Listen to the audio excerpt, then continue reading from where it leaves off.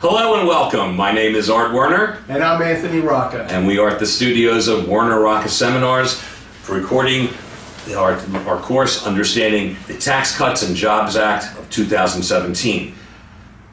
Ladies and gentlemen, the Tax Cuts and Jobs Act of 2017 has passed and we are ready to opine. We're going to give you some information regarding the new law. We're going to give you observations on the law. We're going to talk about some obvious and maybe not so obvious planning opportunities that we see regarding this act. This is a 4-hour CPE class, and I will tell you, 4 hours is probably not enough time to really talk about everything in this act. This is a 1,100-page bill with commentary. Clearly 4 hours doesn't cover everything, but we are going to cover what we feel are the most important parts of this law. Is this a good tax act? Is it not a good tax act? And I will tell you, that's really not our concern. If you listen to the pundits in the media, I think you're going to find that one side is saying this is the best tax act that has ever been created in the history of the United States, and the other side is saying it is lousy. Is it either? Well, no, it's not the best act and it's not lousy. It's a tax act. What's it meant to do? It's meant to raise revenue for the federal government. It's meant to set some policy for us in a social manner. Does it work? We'll see. Will there be winners and losers? Obviously. Every tax act, there are people who will be benefiting, and every tax act there will be people who will not benefit. What is our job? Our job is to find out what makes our clients winners in this act and position them accordingly. It's also to give you an understanding of what the new tax act includes and how that might impact you in planning with your clients in the future. Also, I'm sure you have received a number of requests from clients about the provisions of this act and how it impacts them. So this is an introduction to the act and those provisions, and we'll give you some instructions on how to properly plan under these new provisions. You know, Tony, I think that you can say this. We have gotten calls already from individuals, practitioners, and quite frankly, individuals who are concerned. Does this new act actually do what it's supposed to do? What is it? How's it going to affect people? If we're starting to get calls already, can you imagine what practitioners are really going to go through? And especially if you're watching this presentation during busy season, I think that you're going to be amazed. You're trying to do all the compliance work for your clients. You're getting a lot of people who are concerned, anxious. Does their positions, are they affected? And I view this as a tremendous opportunity. The opportunity we have is that A, we're going to really make a good amount of money for us. We are going to be billing a lot because there's a lot of work here, but the work that we're going to be doing is real, that this is information that the client needs. I predict that this is going to be an extremely lucrative year for everybody. If we understand the law, we're here to help you understand it. When it comes to the act, one of the things that was mentioned was this is tax simplification. One of the questions you'll ask yourself as we get through it is really whether this is truly simplification. Your clients are going to want to know what and how this impacts them, and we're ready to get through these PowerPoint slides. You know, Tony, I think this is funny. 1,100 pages. Simplification? I think not. Will you be able to prepare your tax return on a postcard? I think you can, as long as the postcard is about 1.5 miles long. So, no, this is not simplification. And there are things in this law that are going to affect your clients positively and negatively. We're going to show you how to do that. Just a few little ground rules here. We are giving a 4-hour presentation. This is going to be broken into 2 segments. We're going to give you a break in the middle. We thought maybe we could put 2-hour presentations together, and we really can't because these are not standalone classes. You're going to have to look at the whole course itself. I don't want to break it into 2 segments, and so it'll be 4 hours. There will be a break in the middle. You have the ability through their moderator to ask questions during this presentation. Obviously, this is a video, but we are monitoring these. There are subject matter experts, could be Anthony and myself, who will be happy to answer questions, and we will provide you with contact information if you think that you need to speak to us after this presentation. sit back, enjoy, and let's go to our first PowerPoint slide. It's my introduction. Look, the Senate and the House representatives, they did pass compromise legislation. Anthony and I have been giving federal tax updates this year, and what we were doing, presenting during these presentations, we were trying to anticipate what the law was going to be. And the only way we could do that was by saying, here's what the House bill said, here's what the Senate bill says. At the time, there was no indication as to what bill would pass, if any. What we have learned is that the two have compromised. Now, if you have attended any of those classes, you're going to learn that I'm going to say about 80% of the compromise leads in favor of the Senate bill and not the House version. Rightfully so. The Senate is more closely divided. I believe it's like 52 to 48 or something in that nature in the amount of senators by party line. This was a party line vote. Like everything these days, it seems like one party can't agree with the other. And so this is essentially a Republican bill because there was no support from Democrats. The Senate being so close, they were a little more, I'm going to say, liberal in the way that they treated tax reform. The House was a little more aggressive. The aggressive pieces of the bill were kind of, I say, hemmed and honed a bit. And so it's mostly the Senate bill. There are some pieces of the House bill that are there. So if you've attended any lecture, either from us or other vendors that talked about both bills, look at the Senate bill. It's a little more closely aligned, but we're going to show you the exact issues here. The act is called the Tax Cuts and Jobs Act of 2017. We will be referring to it today as the Act. If there's any other legislation that we'll be talking about, we'll give you the name. For example, Anthony, we're going to be talking about a little bit about how the Affordable Care Act is affected, so we'll call that the Affordable Care Act. But if you see us talking about the Act, that's what we're referring to here. And one of the things we're going to be doing as well is not only taking you through the provisions of the Act as passed, we're going to be comparing them to some of the proposals on the House side and the Senate side and show you how the Act modified those proposals or finalized the law in this area. Yeah, I think we need to do that for another reason. It's clearly not filler. We don't need filler at all.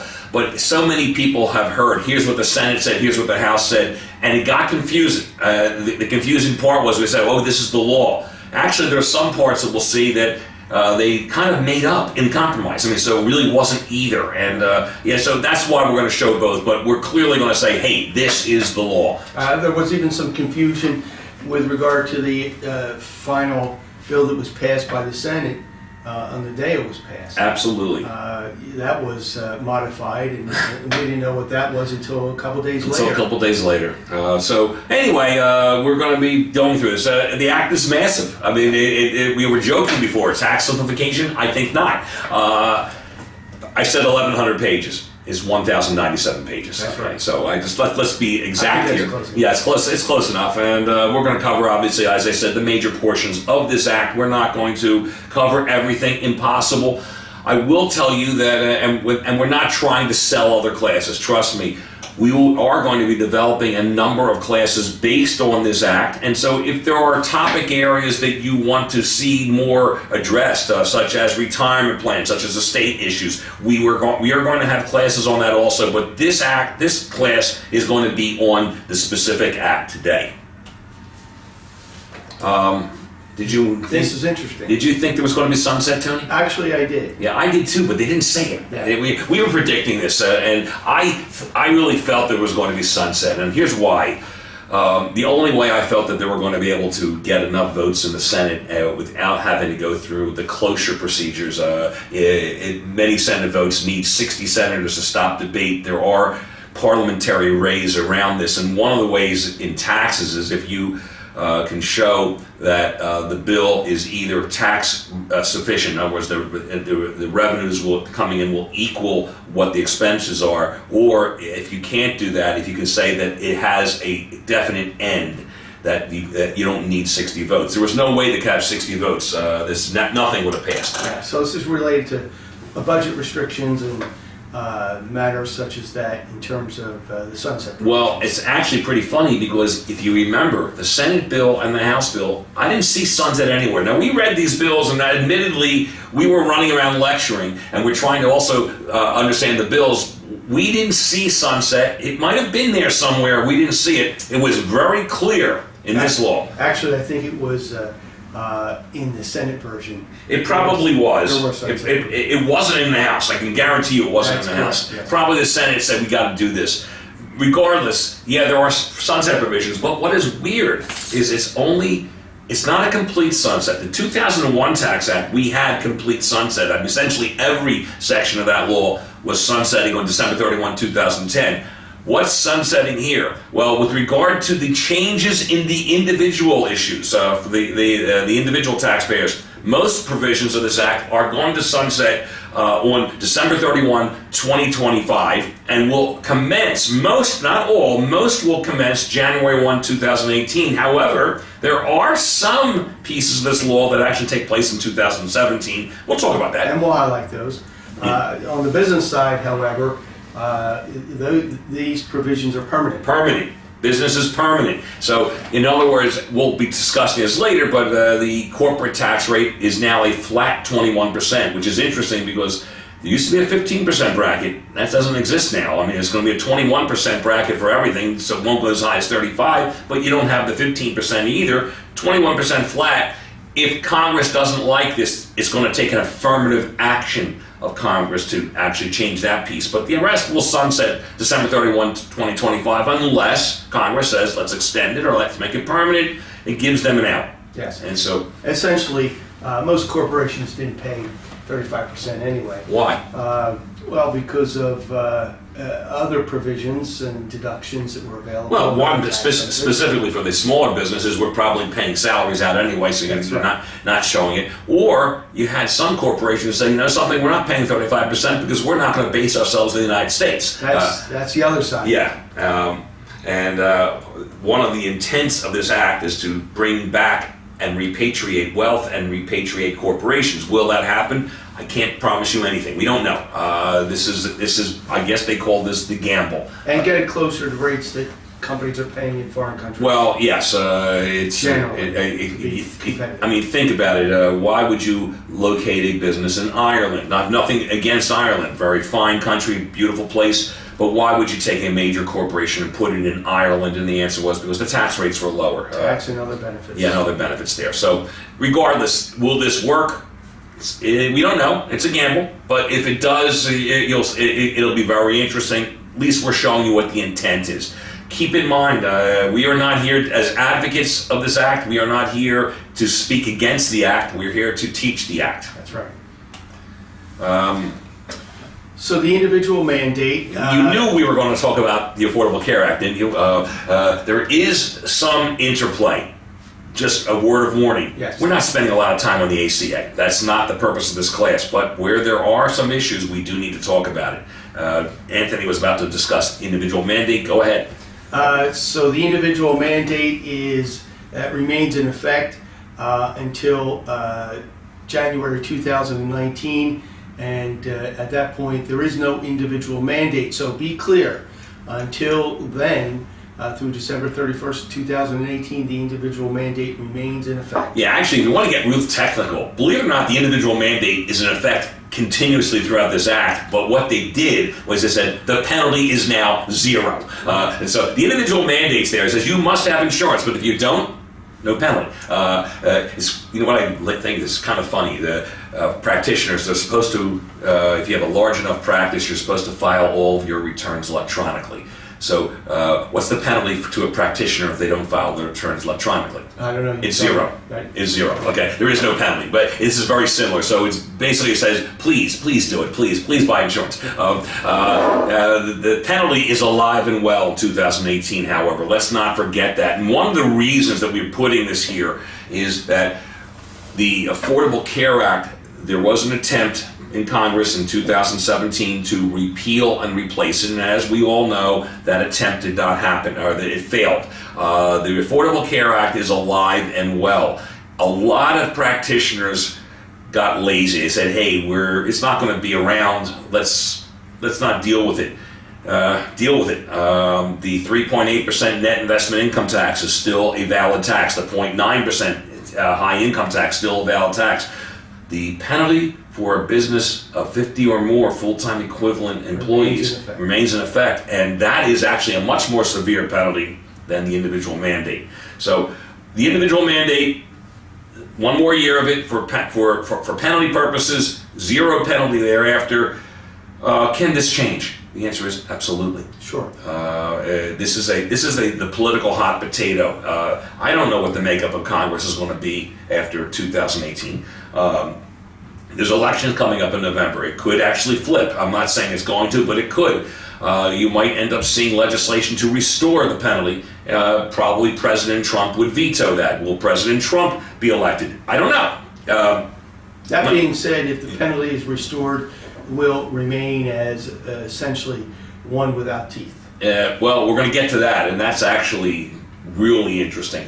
There are a lot of individuals who think that the Affordable Care Act will collapse without the individual mandate. Anthony and I are not of that belief because of what we're going to show you next. But the things that your clients are hearing is that, hey, the Affordable Care Act, what is it? Is a law that is based on what I call COGS. Every part of the act has to work together, and you pull one part of it away, such as remove the individual mandate or make the penalty zero. If people then feel they don't have to buy insurance, does that mean there won't be enough money going into the system? Does that make the whole act collapse? I actually think that what's going to happen in 2018 is that Congress is going to revisit looking at the ACA, and with a little luck, there'll be compromise. I think that the idea of just completely repealing it was probably wrong. Keeping it the way it is, probably wrong. This is a major act. The Internal Revenue Code isn't static. Why did we expect the ACA to be static? Watch for that to happen, but I think then the reason we're talking about it is in this law, if you take away the individual mandate, it might give Congress the impetus to say, let's address it, and maybe let's address it as humans. In other words, let's talk rather than shout, and we'll see if that happens. But for our purposes, with regard to the individual mandate from a compliance standpoint, the issue really gets back to what has been necessary, and that's to make a determination as to whether there's minimum essential coverage, and if not, then you're either exempt from the coverage requirement or exempt from the penalty, and that is the practitioner's obligation, at least through 2018. Absolutely. And we want to reiterate something that we have been talking about at some other lectures, and that is the enforceability of this individual mandate to begin with. It's funny, sometimes when Congress writes laws, I believe that they really don't necessarily know what they have written. Nancy Pelosi, Nancy Pelosi made a comment which I'm not going to defend her. I'm not going to attack her. She made a comment, we'll pass it, then we'll see what it says, or something to that effect. And a lot of people got on her about it. Actually, Congress does that with every bill, because if you think our congressmen actually understand, for an example, the Internal Revenue Code, you're mistaken. I don't know if there's any congressman or senator who really can say they're a tax expert. And so what do? They hire staff to write the bill. They say, here's the outline, here's what we want it to say. Now put it in legalese. It comes back to them and they're given a summary. Here's what it says. And so now they pass it. Now normally what happens with tax law is that when they pass a tax act and it turns out that, hey, it doesn't say what we wanted to say, then they'll pass technical correction acts, they'll pass some other legislation, they'll modify it. ACA never got modified. I think this was a mistake on part of Congress. I don't think they intended this, but when they created the individual mandate, they put it under certain code sections, as you can see on the PowerPoint, where these code sections, the IRS actually has limited, extremely limited enforcement ability. The code sections that they place the individual mandate under, the enforcement abilities of this service, the IRS, believe it or not, doesn't have a right to file a notice of lien with respect to any penalty you owe. They don't have the right to levy assets. All they have the right to do is send out a lot of letters saying, you owe the money, you owe the money. They don't even have the right, Anthony, to say, you didn't pay the penalty, there's interest and penalty on the penalty. The penalty stays secure. What they can do is capture a refund. And that's essentially been the way it's worked from the beginning. And so we understand that the enforcement provisions are, remain really essentially Toothless. harmless. And so now, does that mean that creating a $0 individual mandate penalty won't have an effect? I think that what some people fear is that individuals who didn't know what we just said, they might have said, look, I'm going to buy insurance. And now they say, wait, the penalty is 0, so maybe they'll be emboldened not to buy insurance. That's a responsibility issue, and look, I'm not going to give you an opinion one way or the other on that. There are good reasons and not good reasons of dealing with this. That's between your client and whatever their positions are. But what we need to do is this, do we inform our clients of the unenforceability or the minimum enforceability of the individual mandate? I think we do have to do that. We're professionals. As an example, if you want to give this as an example to a client, let's say you prepare a tax return, the client owes $1,500 in taxes and owes $1,000 in penalty. I'm making up numbers, obviously. The client might do this, they'll cut a check with their tax return to the United States Treasury for $1,500. That's the tax liability. The law says that when the money that you pay is less than what the total on the return is, that it first must be applied to taxes, then it is applied to penalty and interest. The taxes we paid, the penalty for the individual mandate, the IRS can try to collect it. If the client ever gets a refund, they're going to grab it. We know how to make sure clients don't have refunds. And that's the fear factor for many clients, I think. Yeah. What are they going to do with my refund? They're going to take it. Mm-hmm. Maybe I should consider having the insurance. Whether that will change or not is uncertain. And let's face it, if you look at the ACA, there are times where the penalty is actually higher than the net cost of insurance if you buy it through the exchange by the time you're done getting the credit, the premium tax credit. You have to actually run numbers. All that we're trying to point out here is that this might be an impetus for certain clients to come in and say, I don't need insurance anymore. Run the numbers. You might be able to show them, something, hey, you buy the insurance through the exchange, it's actually cheaper. Yeah. By the time you're done. Well, it avoids the calculation of penalty. It does avoid the calculation of penalty. Which your software did anyway. Your software's going to do it, you have to override it. Or not override it, but ignore it, I guess. Right. Anyway, so that's the individual mandate. So what about the remainder of the ACA? Not repealed. No, it remains in effect. It's full effect. The repeal and replacement of Obamacare did not happen, as we just said. All we can tell you is the ACA is alive and well. The Tax Cuts and Jobs Act of 2017 did not remove any other part other than the individual mandate. Advise your clients accordingly and do what is in their best interest and help them out. Yes, that would be good advice. I think it's great advice. Yeah. So now let's get into the meat of the law. I love starting with this, the standard deduction. We have a table here that we put together. It is simple, and all this is simple. We're trying to compare the standard deduction under the 2018 law, which is part of the 2017 Act, the Act itself, and we also show what the 2017 numbers are, and they're roughly double, not quite double. This is actually more of the Senate version than the House version. The House actually had a little higher standard deduction. The Senate, we're talking about a couple $100 on any category. We're looking at the Senate version. That was what was picked. Married, filing, joint, a $24,000 standard deduction compared with $12,700 for 2017. And then you can look at the chart, $12,000 single, $6,350 for 2017. I'm not going to read all the numbers. It's simple enough. So you can't view this in a vacuum. It's got to be viewed in light of other provisions. Oh, we're going to show that. We have a crude table we're putting together, and we're going to show you next. I call it a crude table because it doesn't show you everything. We'll explain why, but our point's going to be that this is going to be great for some clients, and it's going to be lousy for other clients. Isn't that the way tax change should work? It always works that way. I mean, not everybody can get a benefit out, and some will pay more, some will pay less. I'm going to give you a little hint. One way to make really a good position with this tax law, just have fewer children. That's right. Yeah.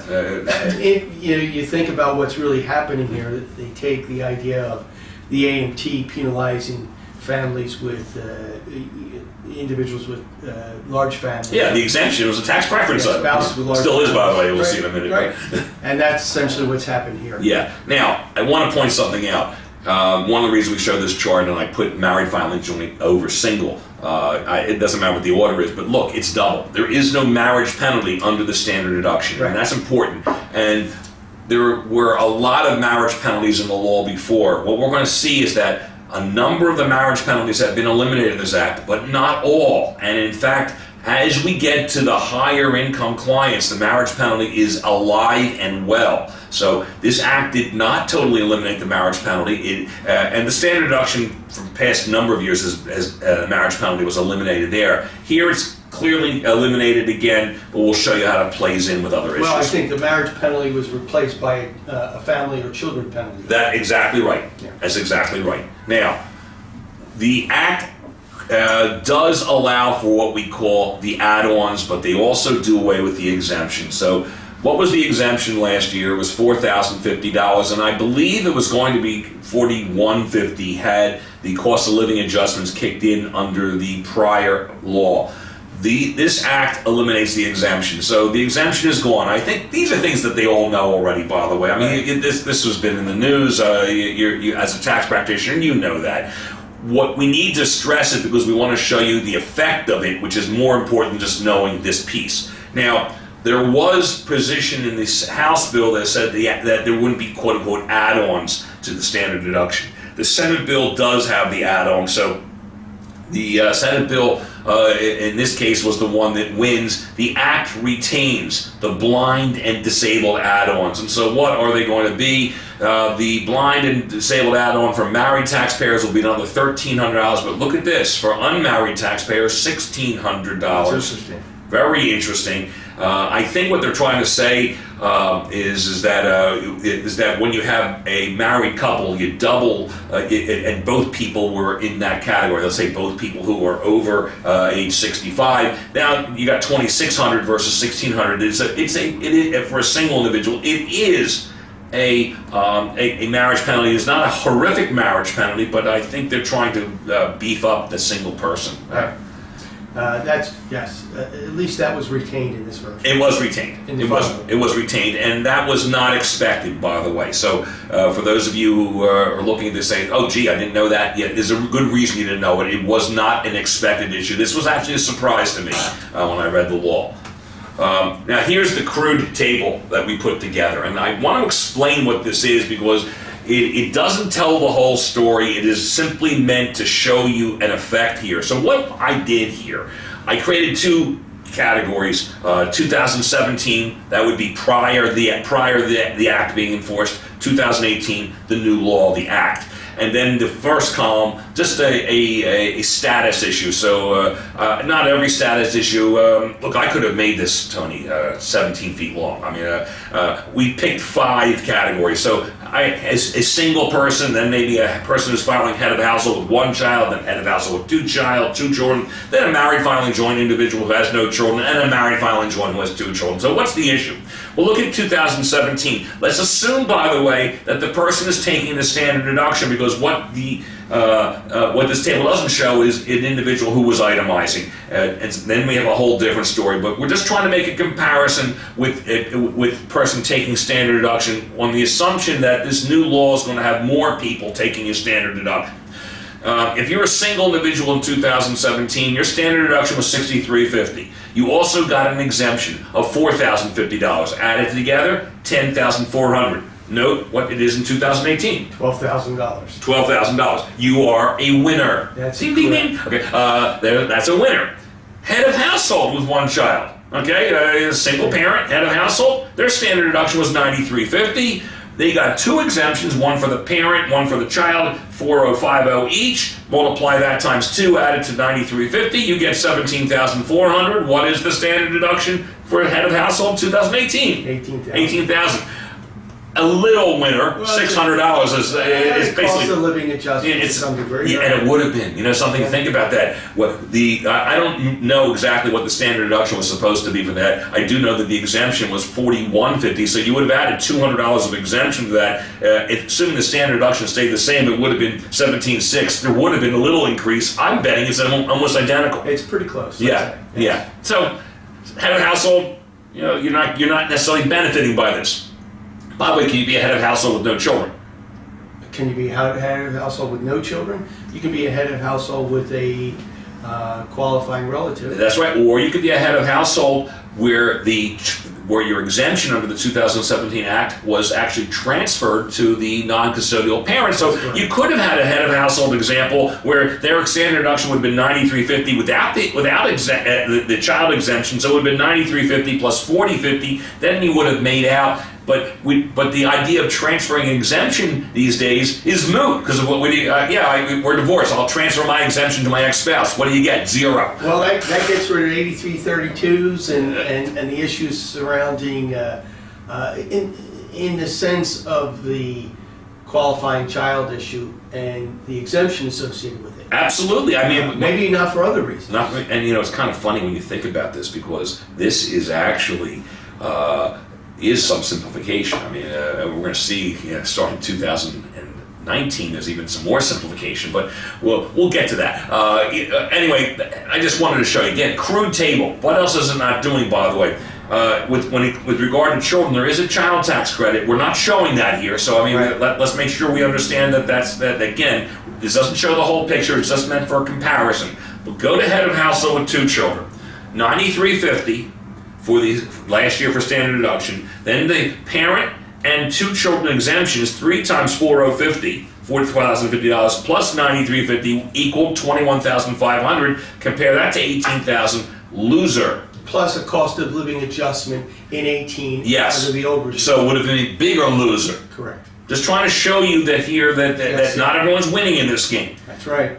Married filing joint with no children. Our standard deduction last year would have been $12,700.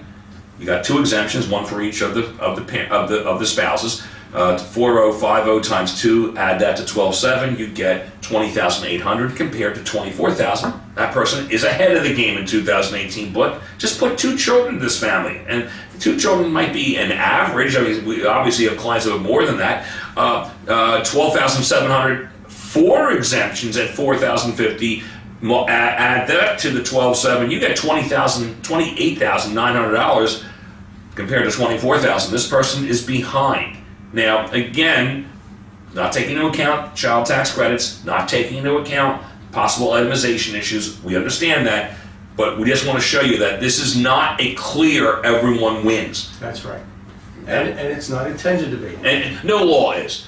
We are too diverse a country. 320 million Americans. If you thought that it was going to affect everybody equally, you lived in a dream world. The only way this law would affect everyone equally is if they said the new law is a flat tax. Whatever you earn, pay X%, goodbye. And that simplification probably doesn't do us any good. But I was a little disappointed because I'm, married and I have 3 children, and I thought the focus was on me. yeah, well, guess what? I'm married and my child has been emancipated for a few years. I'm ahead of the game. Exactly. That's the way it works. That's the way it works. So here at Werner Rocca Seminars, we have a winner and a loser already. Okay, very good. Now, seriously, let's move into the individual tax brackets. This was actually kind of funny because it was bouncing around. The original House bill talked about 3 brackets, and then the media really started blasting them, that the wealthy are really benefiting. So quickly, the House puts in the 39.6% bracket for 4 brackets. The Senate comes up with 7 brackets, but their highest bracket, I believe, was going to be 38.5. In fact, I don't believe it. I know it's there. So everyone's saying, okay, probably going to be the Senate version. No, we actually have new brackets. So there was a compromise here. So what are the 7 brackets? 10, 12, 22, 24, 32, 35, 37. This is not simplification. Okay, that's simplification is 1 bracket, 2 brackets, maybe 3 brackets, 7 brackets. No, we're back to where we were. Well, it's simplification if you're using software. software. I mean, if you're doing it by hand. You're doing it by hand, and let's face it, if you're doing it by hand, you're probably not watching this video. It's simple. Not simplification, but it's simple with software. Yeah, absolutely. Assuming you're inputting it correctly. Anyway, well, compared to last year, or 2017, 10 is 10, 12, 15 turns into 12, 25 turns into 22, 28 turns into 24, 33 goes to 32, 35 stays at 35, 39.6 goes to 37. That was never in any of the two proposals, and so kind of interesting how that played out. This doesn't tell the whole story either. We're going to show you shortly the bracket creep. We have it takes more income to get to these brackets now, so it's not exactly truly comparative. But yes, the tax brackets have come down, so there should be lower rates. It might not have the great effect because we don't get all the deductions, but at least we start with the lower rate structure here, and that is there. You can read the slide. You can see what the comparisons were. I put the Senate and House in green just to highlight that the 18 and 17 numbers are in purple. So that's where we are or where we were. And here's our tax table, Tim. You want to read that? Yeah. No. But now it's clearer than what we've seen before, what we had before, reflective of the excess over the 500, 600, or 300 respective thresholds being taxed at the high rate of 37%. Yeah, just to be clear, the table as we put this together, obviously the tax bracket on the left first column, when you see the number, that's the limit of that bracket, and then anything above that goes to the next bracket, which is why 37% says excess. Look, we're not going to read numbers to anybody. That's an insult to anyone watching a video, but I do want to point something out here. Compare single to married filing joint. At the 10% bracket, it is double. That is no marriage penalty. Correct. 12% is double, no marriage penalty. 22%, double, no marriage penalty. 24, double. 32. 32, double. 35. Look at it. That's a big deal. That's a big deal. 35%, up to $500,000 for single, up to $600,000 married filing joint. Not only is that a marriage penalty, that's a big fat marriage penalty. Yes. And the 37% bracket, obviously, anything above that. There is a marriage penalty, but right now, what the law did was simply eliminate it, at least for tax table purposes, only to the very high individuals. What percent of your clients are going to be earning $500,000 or $600,000 a year? Look, I hope you have, on the firm. depends on your firm that's watching this. The fact is that that if you don't earn that level of income and you're earning $200,000, which is a really nice level of income, that you're only in a 32% bracket up to $200,000, and there is no marriage penalty. So it's the people who are really earning excess. And so I've actually spoke to some individuals who are in the higher income brackets, and they have told me that they're looking at this law, and even though it looks like they're paying lower tax rates, they did some estimates and combined that with certain state issues they have. They think that they might actually be paying higher taxes this year. Depends what state you're in, depends what the factor is of your income and so on. But this is, again, not favoring one necessary class of people. There are actually winners and losers in each class, depending upon the makeup here. And we were just trying to show that with the table. I mean, if you're an advisor and you think about yourself in that role, you're doing the compliance work, and you have individuals with high incomes, consider this. As part of your advisory services, let's say you have two high income individuals who are going to be married, and you're invited, let's say, to, the party relating to the fact that they got engaged, the engagement party. I mean, in your card, would you print out this slide and circle that with some advice written down? Look at the penalty you can expect when you do get married. Sure. Maybe you should rethink that prospectively.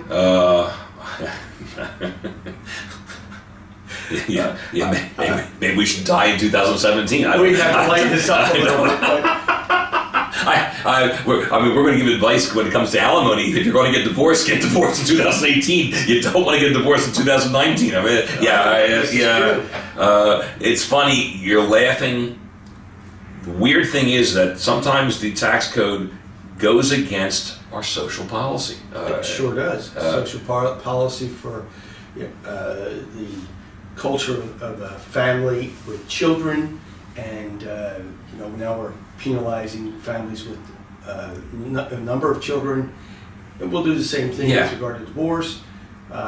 We see other areas as well. But this goes back to something we said in the very beginning. This is not the best tax law that's ever written. It's not the worst. I mean, it's not. And unfortunately, the extremes I see on TV these days. This is why we brought this up. It's not to be a proponent of this law or be against the law, but just be aware you're going to have a lot of clients who watch one news show or the other. You might have some clients who watch the news shows that say this is a phenomenal law, and they're going to be a little disappointed. And you're going to have some people who say, "Oh my God, the country's about to end," and they're going to say, "Oh, this is not so bad."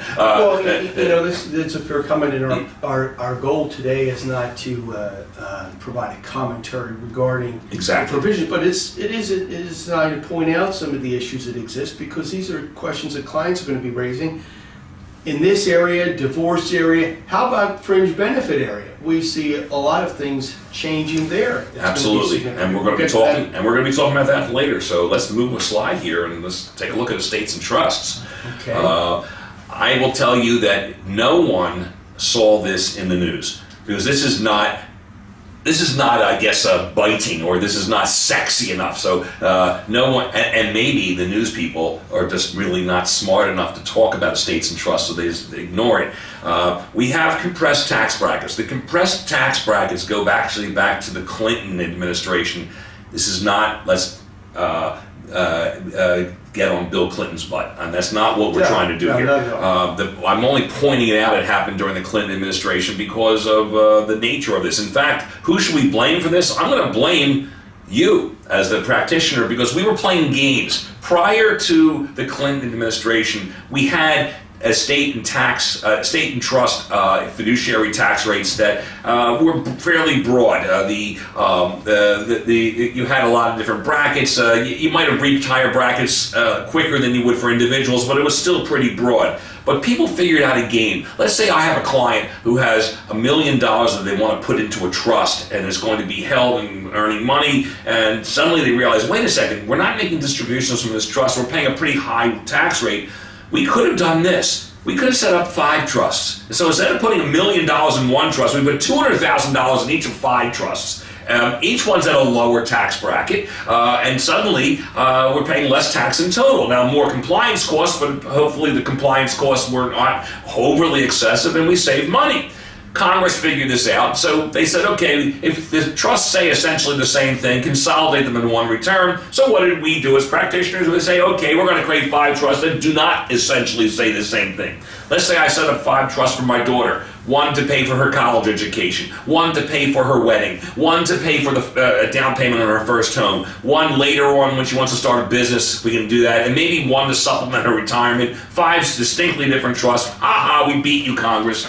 Congress said, we give up. So here's what we're going to do. We're going to create a tax law that says essentially you get to the highest tax bracket with relatively low income. I'm going to be flipping back and forth with these slides a bit here. I want to show you something. The 37% bracket kicks in for 2018 under the Act when you have $12,500 of income. Now, go back a slide. The 37% bracket for a married filing joint individual kicks in when you have $600,000 of income. Or single for $500. Or single for $500. Big fat difference here. In fact, take a look at 12,500, and compare that to where that fits on this table here. A single person's in the 12% bracket. A married filing joint person is actually in the 10% bracket. That's right. So big difference here. Now, also note this: 4 tax brackets. Now, this is no different in theory. There's always these compressed tax brackets that have been around since the Clinton administration and do have cost of living adjustments built in, but what's changing is how they dealt with the rates. last year for 2017, there were 5 brackets. So what was eliminated? You didn't have a 10% bracket, and you didn't have the 35% bracket. I guess they felt that that it gets to that high number so quickly that it doesn't matter. Here they said only 4 brackets. Let's compare that. 10 is 10, but hey, we're missing the 12 and 22% brackets in trusts and estates. We are then go from 24 to 35. That's fine. Except we missed 32, and then you go to 37. So they're missing the middle ones here. This is actually very important because, and you're going to see something else that's important also for kiddie tax. We'll get to that shortly. But when it comes to this, if you have a client who has an estate or a trust, they're going to reach the highest income tax brackets really quickly. And so, yes, it's lower than 39.6 was. You'll save a few points here, 2.6% to be exact. You'll save that better off doing some other planning, such as, hey, do we make distributions, get the distribution deduction at the entity, pick it up as income? Hey, if I can pull that out as a distribution, it would have been taxed at 37%, bring it back to that married filing joint person who might be in the 22% bracket. That's a pretty big savings. So we need to consider distribution planning. We need to consider also investment planning, because maybe now we take a look at this and say, what's wrong with having municipal bond income in a trust that won't be taxed, or maybe we should put the income in capital gain or qualified dividends, which will be taxed at a potentially lower rate. Let's not forget something here. The Affordable Care Act. So we will come back to the ACA a few times. The Affordable Care Act, the 3.8% net investment income tax, actually applies to estates and trusts also. When does it kick in? When you're in the highest bracket. So the 37% bracket is kind of a lie. Most income in an estate or trust is going to be net investment income. Not all, but most. And when it comes to net investment income, add 3.8% to that. What is your effective rate? It's 40.8%. That's pretty fat. So let's keep this in mind, though. What we're talking about here is income tax at the entity level. Right. And the compressed rates were put in place to avoid high income or high net worth individuals using trusts as a way of shifting income to a lower rate entity taxpayer. Yeah, it encourages the distribution, is what you're saying. I mean, meaning that this really applies to undistributed income. Of course, if it's required to be distributed or it's in fact distributed, then it's carried out to the beneficiary at the beneficiary level. That's correct. So this, just to be clear for everybody, relates to undistributed income at the entity level. That is correct. That is correct. Let's move on. Long-term capital gains. And by the way, I should add something to that slide. It's also qualified dividend rate. So I think people know that. So this is our here. And note that there are still 3 brackets. Now, the 0% bracket, that was actually added to the law under the 2001 Tax Act. And initially it was added with what I call good intent. They were looking at individuals who might have been in lower and maybe really low tax rates, who might occasionally have a 1099 coming with some dividends, and maybe they have a sale of some asset, and they were saying, why burden this individual with a capital gain or a qualified dividend rate? So they created the 0% bracket, but what they did was they wrote it wrong. And so you could actually have a retiree who solely has capital gain and qualified dividends as their investment income, and they might be paying a lot of 0% rate, even though they're not poor by any means. You would think that under the 2001 Tax Act, when they realized they wrote it wrong, that they would have corrected it, and probably, without being too anti-Congress, this is not a anti-Democrat or anti-Republican comment, it is anti-everybody. Maybe they said, gee, it works for us too. And so maybe they kept it there. Well, it's still part of this law. And so look at it, the 0% rate, up to $38,700 of income for single, $77,400 for married filing joint. That's not poverty. Mm-hmm. Now, obviously, if you have other forms of income, it's going to push this higher. But if you are a retiree and you're married filing joint, you have like $75,000 of qualified dividend capital gain income, and that's it. You might be paying 0% tax. And neither is that a marriage penalty. No, it's not a marriage penalty. Look at that, double. Yeah. Double. By the way, 15% marriage penalty. 15% sure is. Yeah, it's a big fat marriage penalty there. So take a look, you see that. But they did increase this a bit, 20% on the excess. Let's not again forget the Affordable Care Act.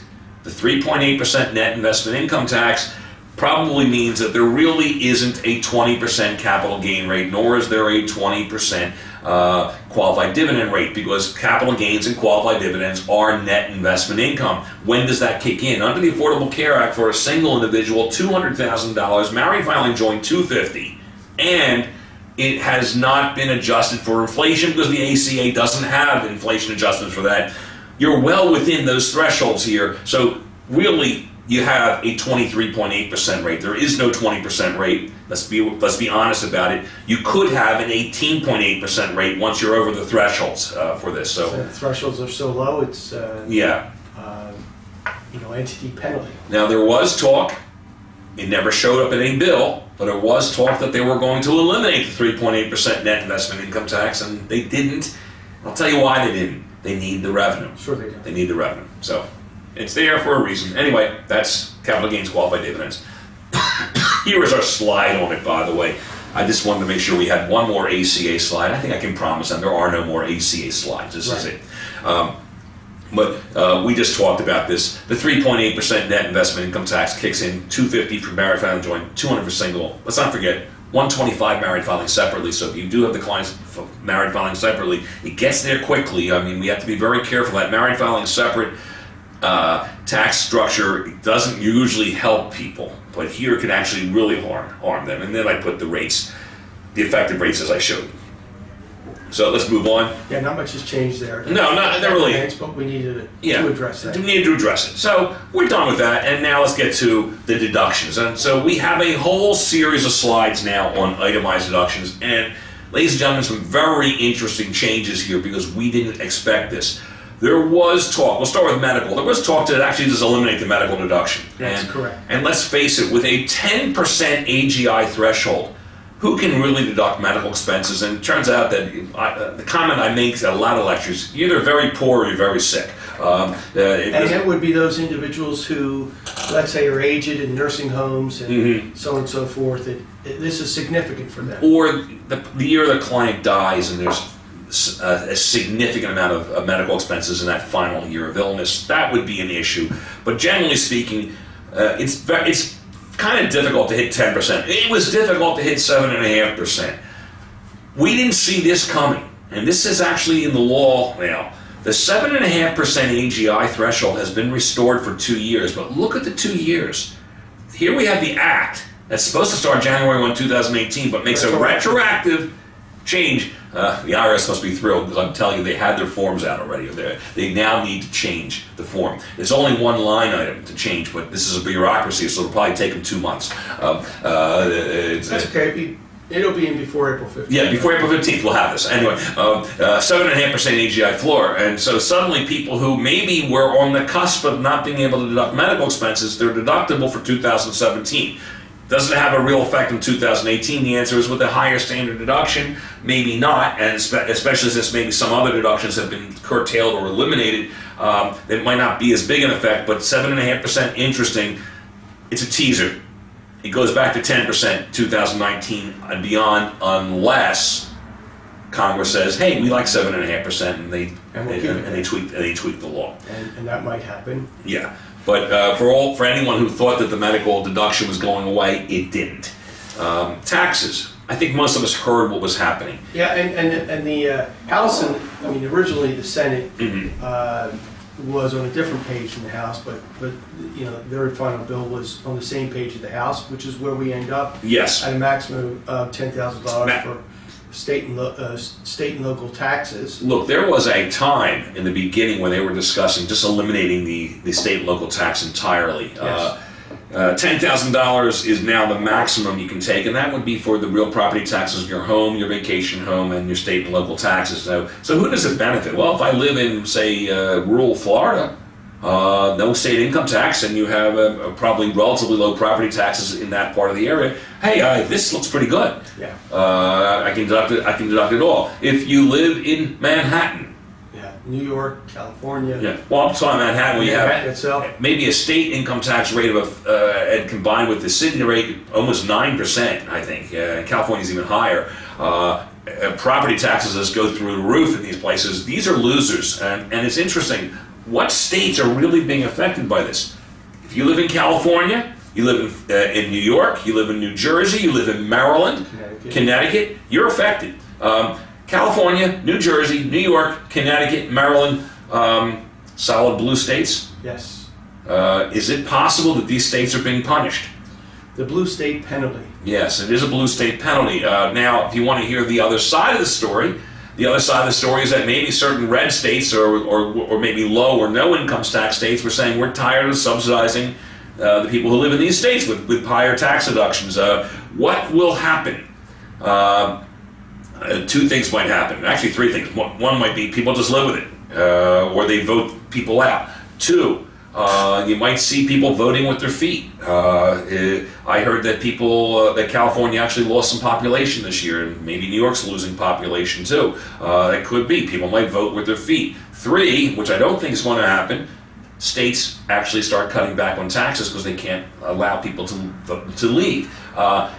It's an interesting dilemma. Is it our issue? Not really, other than we need to address this with our clients. And so if you happen to have a client who, let's say, owns a home in New York and owns a home in Florida and is considering domicile change, this might be the impetus to actually do something, because if they are successful in a domicile change, they might be able to get away from paying state taxes. Although I would imagine that those same states are going to be very cognizant of that and want to make sure that if somebody's actually changed their domicile, that they've in fact changed their domicile and not had it. I think you know the answer to this, but where is the southernmost office of the New York Department of Revenue? It's Florida. What part of Florida? Southern Florida. Yeah, I will say Key West. How about Key West? Yeah. Okay, I mean,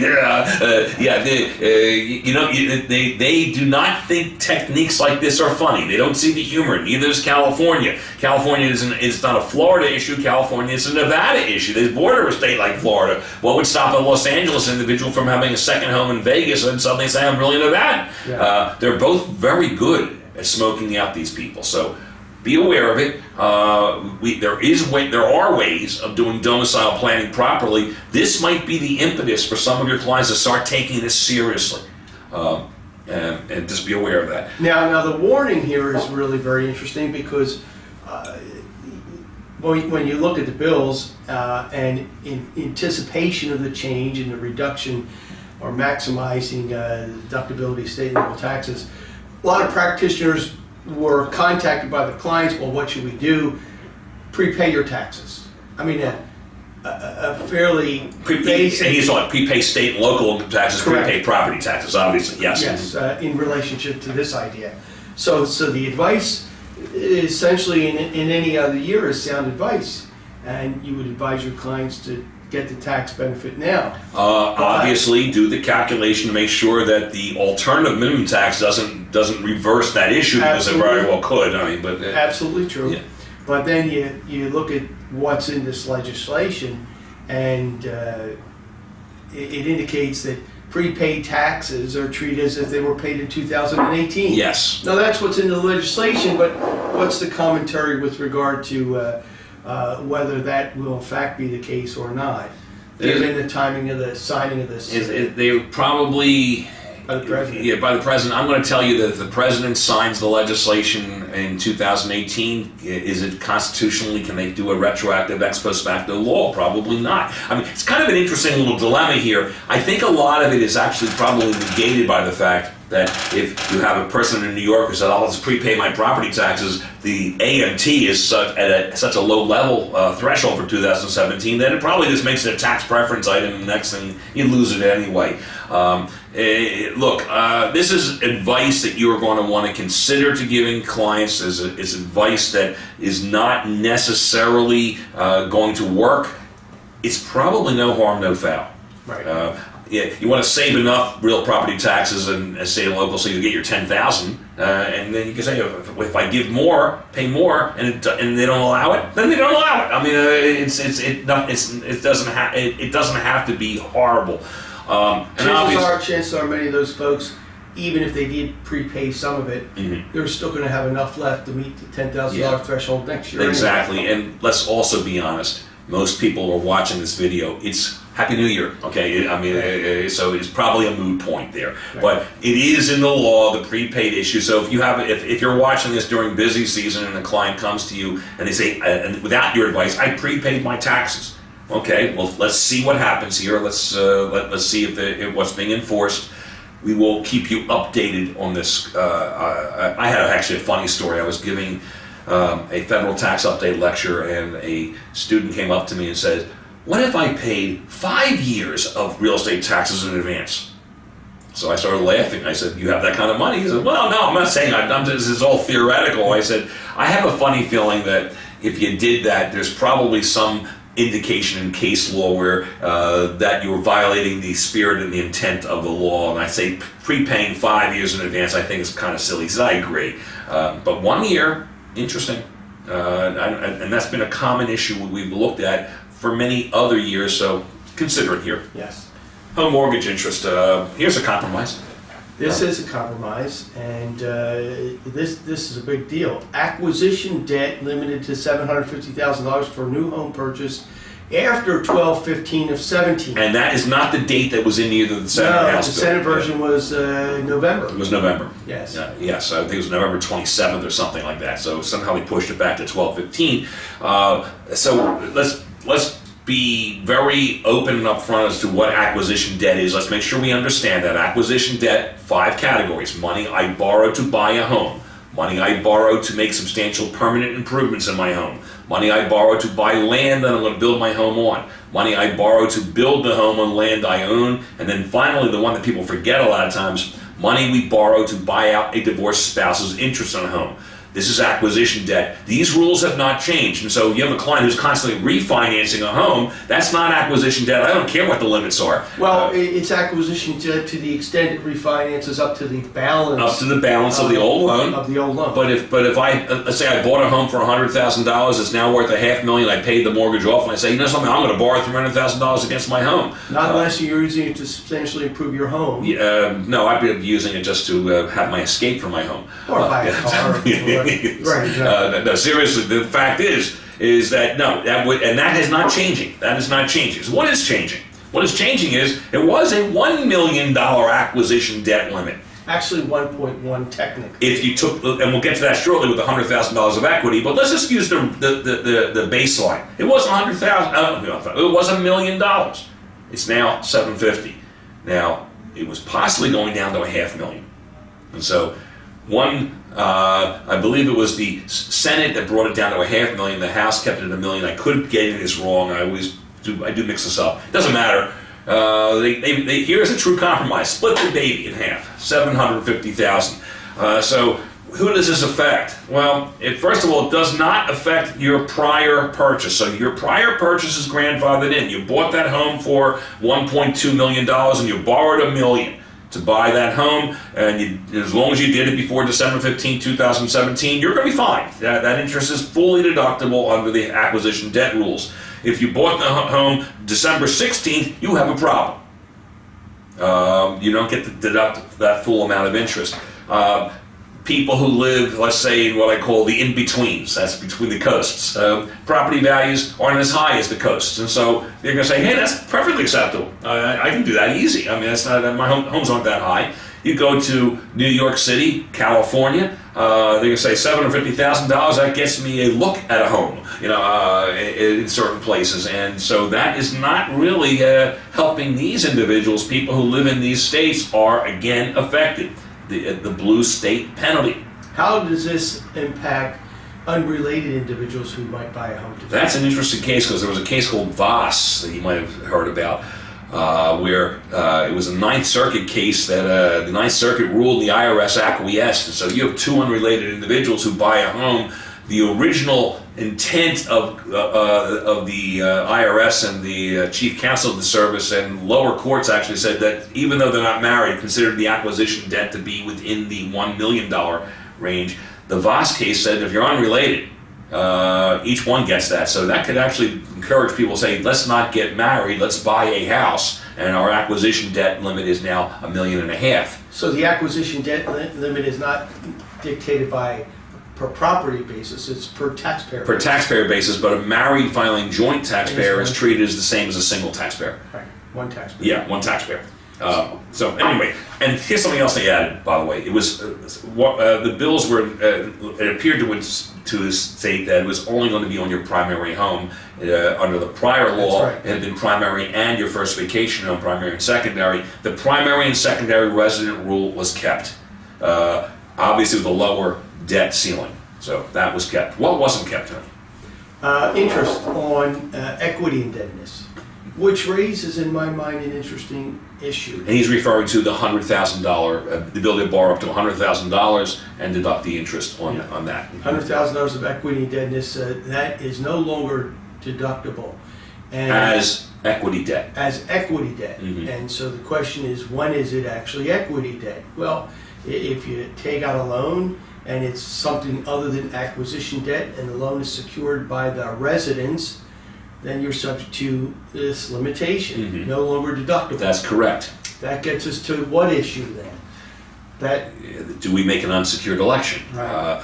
If we can show that this equity debt was actually used for something else that is deductible. For example, I go to my house, I borrow $100,000, I take the $100,000, give it to my stockbroker and say, I would like you to create a nice portfolio and I'd like to get some nice income from this. Well, that the interest would be deductible against the net investment income.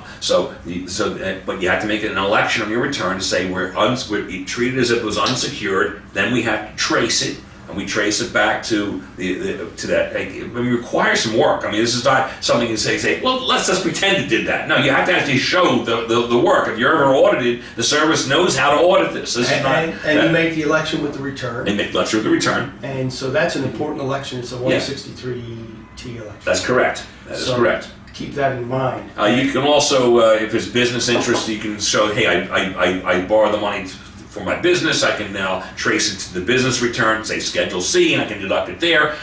But you better have the paperwork. The IRS is getting much better at this.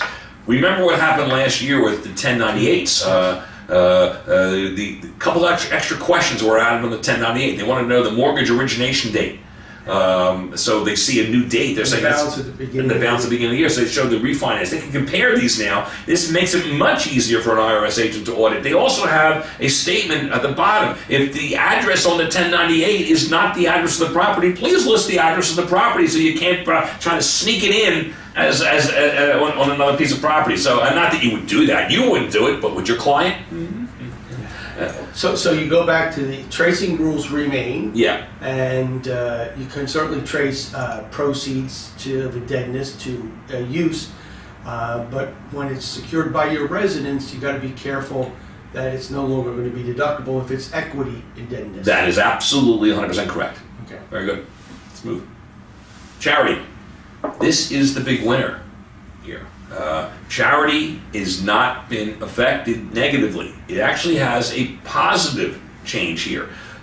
First, charity remains a deduction. So as long as we make that outright gift to an organization that is governed by a certain section of the code, such as 501c3, make that donation, transfer the money within the tax year, you were going to get a deduction. But the old rule was if it was cash, it was limited to 50% of your AGI. It is now 60%. 60% of AGI. So for the person who really wants to be charitable, they can now get a larger deduction this year. Anything that is not used is still carry forwarded. The carry forward is for 5 additional years. That has not changed. What also hasn't changed is the AGI limitations for non-cash contributions. I listed here 30% AGI for non-cash. There is actually a 20% AGI for non-cash to a private foundation. So that is still the law. So it's only the cash contributions that we have the higher AGI limit. And what has not changed, which is most significant, is under the code 170, the regulations dealing with substantiation of the charitable contribution. See, this is not simplified. See, again, what is it doing? originally, what I was teaching people is that, hey, we haven't had an overhaul of the code in a long time. A true overhaul was like 1986. And so usually when they have an overhaul, what you're doing is you're actually taking the whole code apart, putting it back together. I said it was kind of like creating a sphere. Every part of the code properly interacts with other parts. And then what does Congress do over the years? They make changes. So it's like taking a slab of clay and throwing it on the sphere. Suddenly you get this unwieldy thing is what we have now. Did they recreate the sphere? No. No. What they did was they kept the unwieldy thing, and they might have honed some edges to it, or in certain ways, they might have added just some more clay. This is not simple. There is a change here, which you'll see shortly, that I think impacts certainly charitable giving, and that is non-cash contributions in excess of $5,000 when you need an appraisal. What's going to happen with the cost of the appraisal? Well, I don't think we're going to be able to deduct it anymore. I don't think so. So, that's a significant issue. Yeah, it's amazing. So, do we tell charities, I will give you this asset if you pay for the appraisal? You appraise it and present it to me in the appraisal, and then I'll give you this. That might be the strategy. Income from whatever source derived, would that be income to you? I'm not sure. I am not sure. Interesting issue. It's an interesting issue. Look, we don't have all the answers yet. Let's face it, it's a new law. We are thinking at this point, everyone, not just us, but the whole point that we're trying to say is there are probably ways to play with this law, a lot of ways. We just haven't had enough time to say, here they are. We have a few of them. But over the years, you're going to see this is going to be a very interesting strategies. So you ask yourself, how does this impact the way clients think about charitable giving? I mean, do your clients give enough so that they fully utilize the 50% of AGI limitation? And I would say in most cases that's not the case. It's clearly not the case. So those that give substantial, the 60% might be a factor, but very few. See, I've always looked at charity as being a voluntary tax at 100% rate. And so a person who's being charitable, there are some techniques that we can show you how to do something that actually increases wealth. I understand that. But for the most part, the person who's giving to charity is saying, I just want to be charitable. It happens to have a tax benefit. That's great. I don't think it's going to stop people from being charitable. I don't think it's going to necessarily increase, but it might give us some interesting strategy.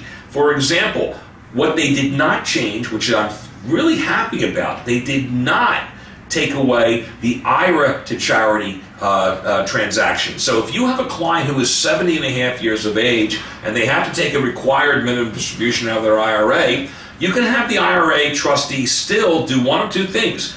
Transfer up to $100,000 out of the IRA, directly wire transfer it to a charity, or have them cut a check in the name of the charity, present it to your client, who then must present it to the charity by the end of the year. If they do this, it counts towards the required minimum distribution. It doesn't add to AGI. You don't get a deduction. It's better that way. You have lower AGI, you're getting the same benefit. I'm not telling people, hey, just give money to charity, but if let's say you're charitable, you're 70 and a half, and you say, I give $5,000 this year, I'm planning to give it to the American Cancer Society, I might say, let's have your IRA do it. Now, why is it better this year? Answer is, higher standard deduction, lower other deductions. You might end up having a person who can be charitable and not have to affect their deductions, meaning that they get the standard deduction, now becomes actually positive and very interesting. That's potentially significant. I think it's very significant, right? I think it's wonderful they didn't touch that, but you got to keep in mind, and this is important, that it doesn't apply to a taxpayer until they are 70 and a half. And they must have an IRA. And they must have an So IRA. if you have a taxpayer who has a 401k and is 70 and a half, if they want to do this, they better do a rollover to an IRA. And it's weird why Congress would write a law that limits IRAs. I don't know. Yeah. Keeping in mind that your first distribution year begins in the year you attain age, which is 70 and a half. That's correct. If I turn 70 and a half on December 1st, for example, and I do this on November 1st, well, it doesn't apply because although I might be in my first distribution year and I'm taking, it doesn't apply because I haven't actually attained the age of 70 and a half. So that's very critical understanding, Extremely, especially in the first year. extremely critical. Now, interesting issue here too, the charitable mileage rate remains at 14 cents a mile. They were attempting to finally change this. So people might say, why is the charitable mileage rate lower than the business rate? One answer is that possibly when a person uses their car for charity, the gods are with them, and so the car doesn't really break down. Okay. Now, That's the first indicator. that's what I'm sure it's the first thing that came to your mind. But the real reason is that the business mileage rate is set by the IRS according to the code, where the charitable and the medical mileage rates are actually acts of Congress. So Congress never gets around to changing it. They were looking at changing and possibly raising it a bit and then putting a cost of living adjustment on. They decided, let's leave it where it is. So the charitable mileage rate remains at 14 cents a mile. Nothing significant there. Compare it to the current business rate of, I think, 54 cents a mile. It's obviously significantly At least different. it wasn't eliminated. It wasn't eliminated. And as we said, the 5-year carry forward continues. Casualty and theft losses. This is actually interesting.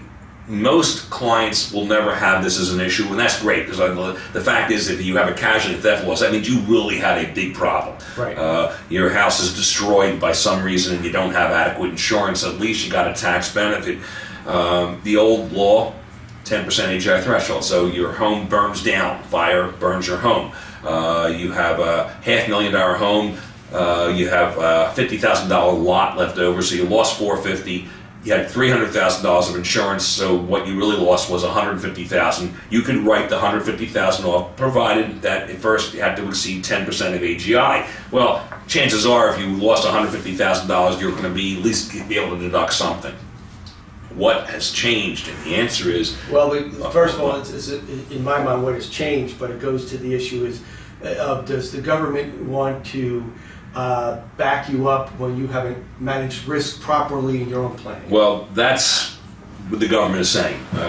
Basically, what this law is saying is that there's some risks that you are going to have difficulty managing because of the nature of an act of God, or the fact that the insurance just might not be really affordable, and so they limit it. So if your home burns down in a fire now, you're not going to be able to take a casualty and theft loss deduction unless your home is in a disaster area. What's now deductible? It's only deductible if the loss is attributable to a disaster declared by the President of the United States under, I'll read it to you, Section 401 of the Robert T. Stafford Disaster Relief and Emergency Assistance Act. This is where the President can declare an emergency, a national emergency, and create zones that say that federal funding will be available here. The hurricane disaster of 2017, Irma, Harvey, and that clearly would have qualified. The fires in California would qualify. So if your home burned down because it was one of those wildfires that was streaking through California, and you didn't have adequate insurance, you will be able to deduct the casualty theft loss with still a 10% AGI. Your home burns down because you have a faulty wiring system in the home and something happens, or your kid throws a match, or something like that happens, and a true accident, nothing intentional. You're not going to be able to deduct it anymore starting January 1, 2018. So maybe it tells us something else. The tax practitioner, we're not simply compliance people. I mean, that's like the worst thing we can ever be, is that all we do is compliance. Then we're historians. Here's what happened in the past. We should be obviously proactive planners. Most of our classes deal with proactive planning. If we understand that, hey, this is an issue, should we as the practitioner start to now become more involved with the client, say, something, let's review your insurance, let's make sure you're covered properly. You might have a client who is extremely responsible and just doesn't understand how much they really are at risk. I mean, so maybe that's part of our function. I think this law actually pushes us in that direction. right, be more cognizant of risk and risk management. Look, we said something earlier in this presentation. This law will create some very interesting billable opportunities for everyone here. It's not simply, here's how we prepare a tax return. It is all the proactive advice that we're going to now be giving. The proactive advice is going to be obviously tax related, but it's also going to be what I call tangential proactive advice. Financial, estate, asset protection, retirement planning. All this is going to be affected by this law. We need to really give our clients a thorough review of what they are, where they are, and we can really do some nice inputting. And I can tell you this, look, I don't want to set your billing, their policies. This is premium billable time, in my opinion. This is not giveaway time. We can do really well. And it's value-added service. It's extremely value-added service. And I'll tell you this, unless your client is just not a great person, they will recognize this, and I don't believe the clients will really object to your bill. Right. So, anyway, gambling losses. Want to roll the dice on this No, one? you can take that. No, I'll I take think it's always an interesting area, but I like your approach to the topic. Well, so. yeah. I just thought it's cute, roll the dice. Anyway, we're trying to be funny when we can. Okay, gambling losses, they're still deductible to the extent of gambling winnings. Yeah, no problem there. What's the problem? The problem is the code hasn't changed. See, again, this is not a rewrite of the code like I thought was going to happen. It's kind of like adding clay to this. So you have what I refer to as a disjointed tax return system. And what's the disjointed tax return? Income shows up on page 1 to eventually get to a term called AGI, adjusted gross income, as you know. Many deductions are on Schedule A, and the two don't have a true connect. Some of the problems have been erased, as we'll see later, such as the piece limitations are no longer there, such as the AMT has been drastically reduced. It's still there, but drastically reduced. But here you have a really interesting issue. Where would you deduct gambling losses? And the answer is, it is a miscellaneous itemized deduction on Schedule A, not Tier 2, so it's not don't worry about 2%. Right. But what if we have, I win $33,000. I lose $33,000. I'm going to show $33,000 on my gross income. I get a $33,000 deduction on Schedule A, but I already had, if I'm married, filing joint, $24,000? That's significant as it impacts AGI. If A impacts AGI, B, if I'm not itemizing, I would have gotten 24 regardless. Right. So this is just simply an itemization. This very well might be an individual who makes a little money, loses money, in gambling, and has a big tax hit, and this hasn't changed. So what has changed is they at least have done this. They said, well, we're going to allow you to add to the cost, and this is actually part of the law, we'll add to the cost of your losses, your traveling. So if I am flying from Philadelphia to Las Vegas to gamble, and I have winnings out there. Let's say I win a $20,000 jackpot on a slot machine, and I lost $15,000 on the table. So you can always, it's not the same type of gambling. You can always offset one type of gambling against the other. I paid, let's say, $500 round trip airfare. I paid, let's say, $500 in a hotel. Can I take that $1,000 and say, this was travel costs, I can add it to my losses? The answer is yes, but still not to exceed winnings. So in my example, we had $20,000 of winnings, $15,000 of losses. I can add my next $1,000 of travel costs to that, so I can at least deduct that against the winnings. Okay, interesting. Still doesn't allow us to deduct losses in excess of winnings, and it still doesn't solve the disjointed AGI problem here. Right, because it's on page 1 and Schedule A, and let's be clear about this, the idea of deducting traveling costs to or from a casino, that's for not a professional gambler. No, not for a professional gambler. This is for an individual. So what we're talking about now are individuals and not professional gamblers. Yeah, the professional gambler, if they do it correctly, can actually have a Schedule C business, never to show a loss, by the way. Can't show a loss, but at least it's on AGI. But you really have to substantiate the fact that you're a professional gambler. And the professional gambler is not someone who just says, I'll enter a few poker tournaments here and there. They have to spend the vast majority of their working time actually in the business of gambling. Well, you have to prove you're in the business of it. But even a clarification there, you can't show a loss with regard to your losses exceeding your winnings. That's correct. But you can show a loss with regard to your business. That's correct. That is correct. That is correct. You just can't take if I played poker, I won $1 million, I lost $1.5 million, I'm not going to be able to take a $500,000 business loss on that. I don't think the government wants to finance gamblers. But if I have expenses associated with the travel and other things, those losses. Those losses are okay, and be aware the IRS isn't so forgiving. Make sure you really substantiate this. You just can't estimate what this is. But again, outside the scope of this place, that remains. What's not outside the scope is that what hasn't changed. What hasn't changed is the AGI problem.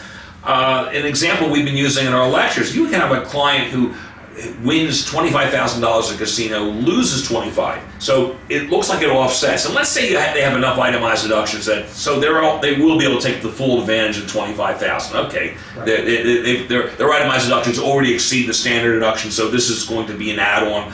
It looks like you're breaking even. You haven't. Why? What if this person has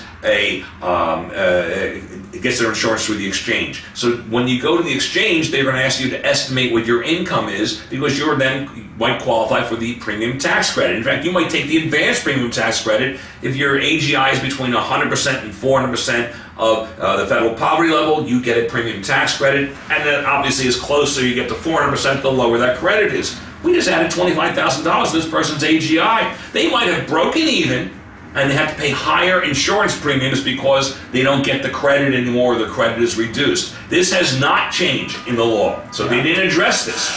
It can have the same effect on taxability of Social Security as an example. And Medicare Part B, Part D, and those costs. All those costs outside the tax return. The 7.5% now AGI threshold for medical is now higher to reach. I mean, so And if you took an advance credit on the health insurance, then you have to pay that back. absolutely. So these have not changed, and so again, this is not tax simplification. The tax simplification would have been, hey, here's how you do it: you win, you lose, net it out, show the difference, bang, we're done. They didn't do that. Right.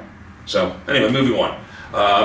All Tier 2 miscellaneous itemized deductions are repealed. This was kind of expected. Yes, it was. This is a big deal. I think it's a big deal. I mean, we have a list that we normally just wouldn't read to you, and I want to read it to you because I want you to see what this is. Employee unreimbursed business expenses. This is so avoidable. I mean, you can avoid this, but you have to do proactive planning with the client. See, if the business that the client works for would simply say, I'll pay you less compensation, but we'll give you a reimbursement of your expenses, submit them to us, we'll have an accountable plan. Create an accountable Create an accountable plan, and you did an end run around the 1040. But if you, under 2017 law, if your business said, hey, we pay you a nice fee, but you've got to pay all your expenses, okay, went through 2106, 2106 flows into Schedule A, 2% AGI threshold. I might have gotten some benefit from this, not all. Now you get none. None. And so a person who is a outside salesman, who is trying to, is getting paid a salary, so he's not really an outside salesman, he's being paid a salary, but the salary, let's say, is based on commission, and the company says, we pay you a really nice commission rate, your expenses are on your own. They might actually be really losers in this game. Yeah. Now, if I'm an independent contractor and I'm Schedule C, Oh, then it gets your AGI. So it's a business expense. And that's, by the way, where we get to the next one, tax preparation fees. Ladies and gentlemen, your fee is no longer deductible. and I might imagine that most of your clients are thinking about this and wondering whether they should continue to use your services. Yeah, see, yeah. Your fees are no longer Your fees are no longer deductible, and deductible, this goes away. It goes away. No, so the client, obviously what's going to happen is, does that client have a business? And is it possible that most of your services are really towards the business, and maybe we have to make sure that we are not what I call lazy billing. Look, the IRS is not going to say, yeah, you did this and this old deductible in Schedule C and the tax return was thrown in for free. I just don't see that happening. On the other hand, if you can show that, hey, I'm charging X amount of dollars and I do a lot of work for the business, I'm going to say you're going to now want to make sure that you can show that a substantial amount of your fee is actually an adjustment to gross income through the Schedule C business, or could maybe be paid by the client's outside business, the partnership, the corporation. Again, don't... no fraud. I mean, the IRS doesn't think that's funny either. I mean, but as long as we can justify, that's how we do it.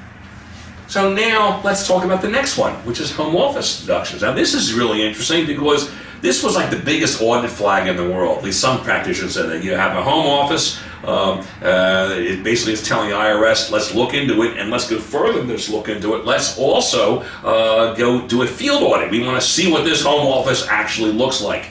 Don't have to worry about that anymore. There is no more home office deduction. So everything we've been teaching about how to play it correctly, it's not even an issue. I didn't think this was going to happen. I actually didn't see that. So anyway, not there. Union dues gone. So for the union members, they're going to have a little issue here. Probably they're going to be a little upset.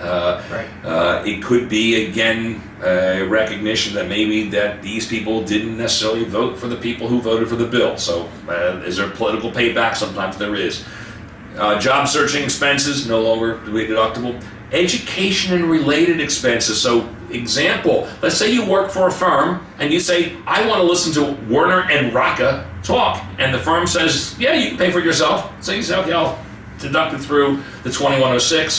That's no longer there. How do you get around this? Tell the firm that you want them to pay for it. If they say, we already paying you a nice salary, your response is, reduce my salary bit and pay for it, and now you've done the end run around this. So this just a matter of planning. What the problem with this one is, and a lot of these, is that when your client who comes to you, and they're what I call the true historical people, they view you as a historian. So they come into your office in March with a shoebox full of information, they give you all the information, you're going to say, guess what? Can't be done. It's too late. I can't go backwards. Now you can sit down with that client and say, that's why you need to sit down and talk with us, because we will show you how to do it right for 2018 and beyond. And obviously, if you're doing a tax return, you're watching this video during busy season, it's 2017, where these rules are still okay. Now you tell the client, I see what you did for 2017. It's working for 2017. It will not work for 2018. Let's get into the office. In fact, one of the things I've been suggesting that practitioners do is say this. We should have our appointment books ready. You keep the appointment book. The client is there. You say that either they're going to have questions, what's this new law going to do to me, whatever, or you're going to say, I look at this, there are some issues. I am free April 18th and beyond. Let's sit down and talk. Let's get the date set up, put it in the appointment book, bang, we have an ability to have a benefit. Anyway, that's the education issue. Uniform, special clothing. No, Go on. I mean, we can't deduct our suits. I can deduct mine. Why? Well, because I'm an advocate for Philadelphia. What people can't say that are watching this is in the back of this jacket, I have it inscripted, ask me any questions, I'm an advocate for Philadelphia. I'll answer your and in the lining here, it says the lecture firm of Werner Rocca Seminars. So it's kind of like uniform. Actually, no, we couldn't deduct it. Obviously, we're kidding you, but no, it wouldn't matter anyway. If I wore a work shirt that said art, that's no longer deductible. And then expenses for the production of income, which would include I pay a stockbroker or I pay a financial broker for investment advice. No longer deductible. That's so right. all these are gone. Look, there's no magic in tax in a tax reduction. If you're going to reduce taxes and you still have to collect revenue, then you have to also reduce some deductions. So interesting there. The personal exemption phase out and the itemized deduction phase out. That's the PEP and the PEACE limitations. The PEP, PEP, personal exemption phase out. You make too much money, you lose your exemptions. The PEACE limitation, PEACE, P-E-A-S-E, was the congressman from Ohio who in the early 1990s came up with legislation that said when you make too much money, you lose your itemized deductions.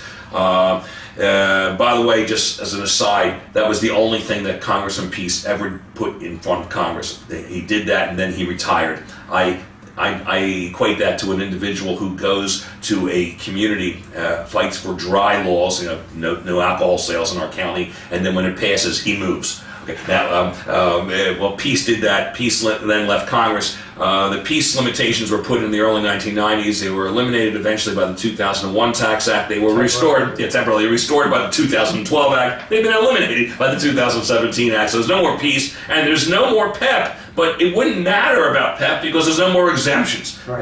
At least we don't have to worry about losing itemized deductions anymore. So that's out. And you can calculate that anyway. I mean, it was a rate of 2% for every $2,500 above threshold. Yeah, and Your software. software did it, but what I'm saying is, from a planning standpoint, we would tell someone, take the deduction, but they end up losing the deduction because you made too much money. That's not going to be the issue anymore. Right. Of course, a lot of the deductions are gone too. So That's right. anyway, PEP and PEACE, goodbye. And let's talk about now credits. Child tax credit. family credits. The child tax credit was increased to $2,000. The first $1,400 of it is now refundable. Now, this is interesting, not to cut you off, but Go on, no. this was going to max out at $1,650 under the bills, That's correct. but now we're seeing it at $2,000. 2000. So, and some people attribute that to actually Marco Rubio, Right. who basically said I might not sign. I think he was going to sign a vote, but they got 2,000 on this. So 2,000 credit, first 1,400 of the child tax credit refundable, subject to phase out. But in addition, a $500 non-refundable credit for other qualifying dependents. So let's say we're taking care of older parents, we get a tax credit there. Now that's what I was saying earlier when I was showing you the chart that we put together, that I was saying, hey, this doesn't tell the whole story, it's crude, because we didn't take into account the potential for the tax credit here.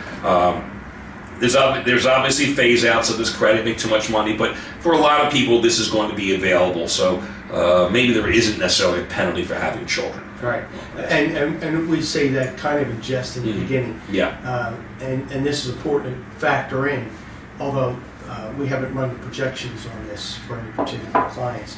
But at least we retain the idea of these credits and their increase, it'd be even above what was in the bills. Absolutely. Let's move on. The credit for elderly and permanently disabled. Now, what does the current law say? And the current law, 2017, certain taxpayers who are over the age of 65 or retired due to a permanent disability or total disability may claim a non-refundable credit of up to $750 for a return with one qualifying individual, $1,125 for a return with two or more qualifying individuals, and subject to certain limits. We know that. The House version of the bill repealed it. The Senate version kept it. The Senate version wins. And so the only reason we're bringing these up, and we're going to be talking about a number of these issues throughout this lecture, is that we also want to show you what a lot of people thought was going away and in fact didn't go away. So it's kind of like a misinformation issue. Not that anyone was intentionally creating misinformation, but you hear it, you don't know what happened. We're just going to show you, hey, it's still there. So this is still there, nothing that is changing from the prior law. This is changing, and this is going to be the last topic we talk about before we give you a break. So we're going to give you a break after this. This is the due diligence issue. Now, what is the due diligence issue?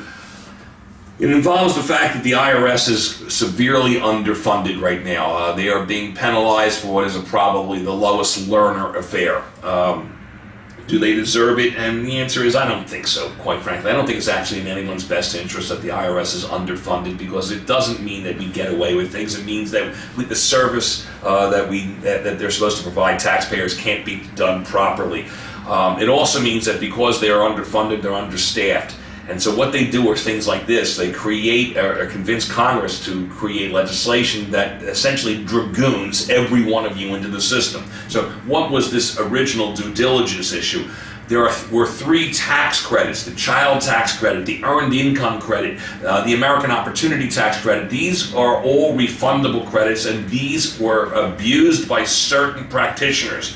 And so the service did something, in my opinion, very wrong, which the PATH Act partially fixed, and that was the return would be processed. They would immediately refund the refundable credit, and then they might say, let's take a look at this return and say, did that person really deserve the credit? And they say, oh no, they didn't, and they try to get it back and they can't get it back. So in order to make it easier for the service by dragooning you, the practitioner in the system, essentially what you have to do is answer a 14-question survey. It is on Form 8867, where you have to say, I've gone through all these questions with the client. I have actually made sure that they do qualify for these credits.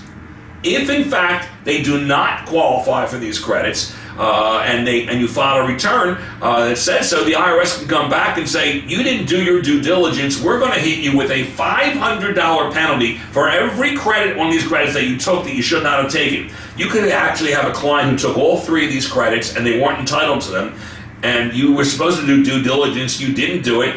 You, the practitioner, could be hit with a $1,500 penalty. I think also at that point the IRS would probably enforce the $1,000 return preparer penalty. So you're looking at a $2,500 penalty. Now, are we trying to scare you? Absolutely not. By the way, Yeah. and that amount would be higher than fee you might have charged the client. Actually, yeah, very well. Okay, it could, especially for a person who is simply getting these credits. That's probably like a $300, $400 tax return. So yeah, you're really behind the eight ball. But the fact is that you shouldn't be scared, because all you're going to really do now is make sure that you've dotted your I's and crossed your T's. So you really are going to ask these questions. You're going to have copious notes. Does your client lie to you sometimes? Unfortunately, there are clients who don't tell us the truth, and if it turns out that they gave you information that is incorrect, as long as you try to seek out the information and no one's asking you to delve into personal issues, you're not an auditor in this case. If you can show that I went through and asked the questions and the client was not truthful, you won't get hit with this penalty. Anyway, this has not changed. The penalty is there. The form, some of you are familiar with it. The 8867 is a completed form for this. But what does this act do? It adds one more item to the due diligence list, and the item it adds is head of household. So now we're going to have to ask a series of questions to a client. Do you really qualify for head of household? So what was the problem? The problem was someone who is maybe divorced, and they're saying, well, we have two kids. One kid, wink, wink, lives with the ex-husband, and one kid, wink, wink, wink, lives with the ex-wife, and so we're both head of household, when in fact both kids live with the ex-wife. And so therefore the ex-husband wasn't really able to file head of household. You filed him as head of household. You said, hey, what we'll do is we'll maneuver this, we'll make sure the kid's there, and you'll call him your qualifying child. And if it turns out you're not, the taxpayer is severely penalized because they go from head of household status to single status, and you get hit with a $500 penalty. This $500 penalty, by the way, is subject to annual cost of living adjustments. I'm not sure what the 2018 cost of living number will be. But so use baseline $500. I don't know if that number's out yet. I haven't seen it. No, neither have I. Well, we have hit the halfway point of this lecture, so I think you've learned a lot, but not everything. Why don't we take a little break, relax, let all this information sink in, and we'll come back with part 2 of our extravaganza. See you soon. Thank you.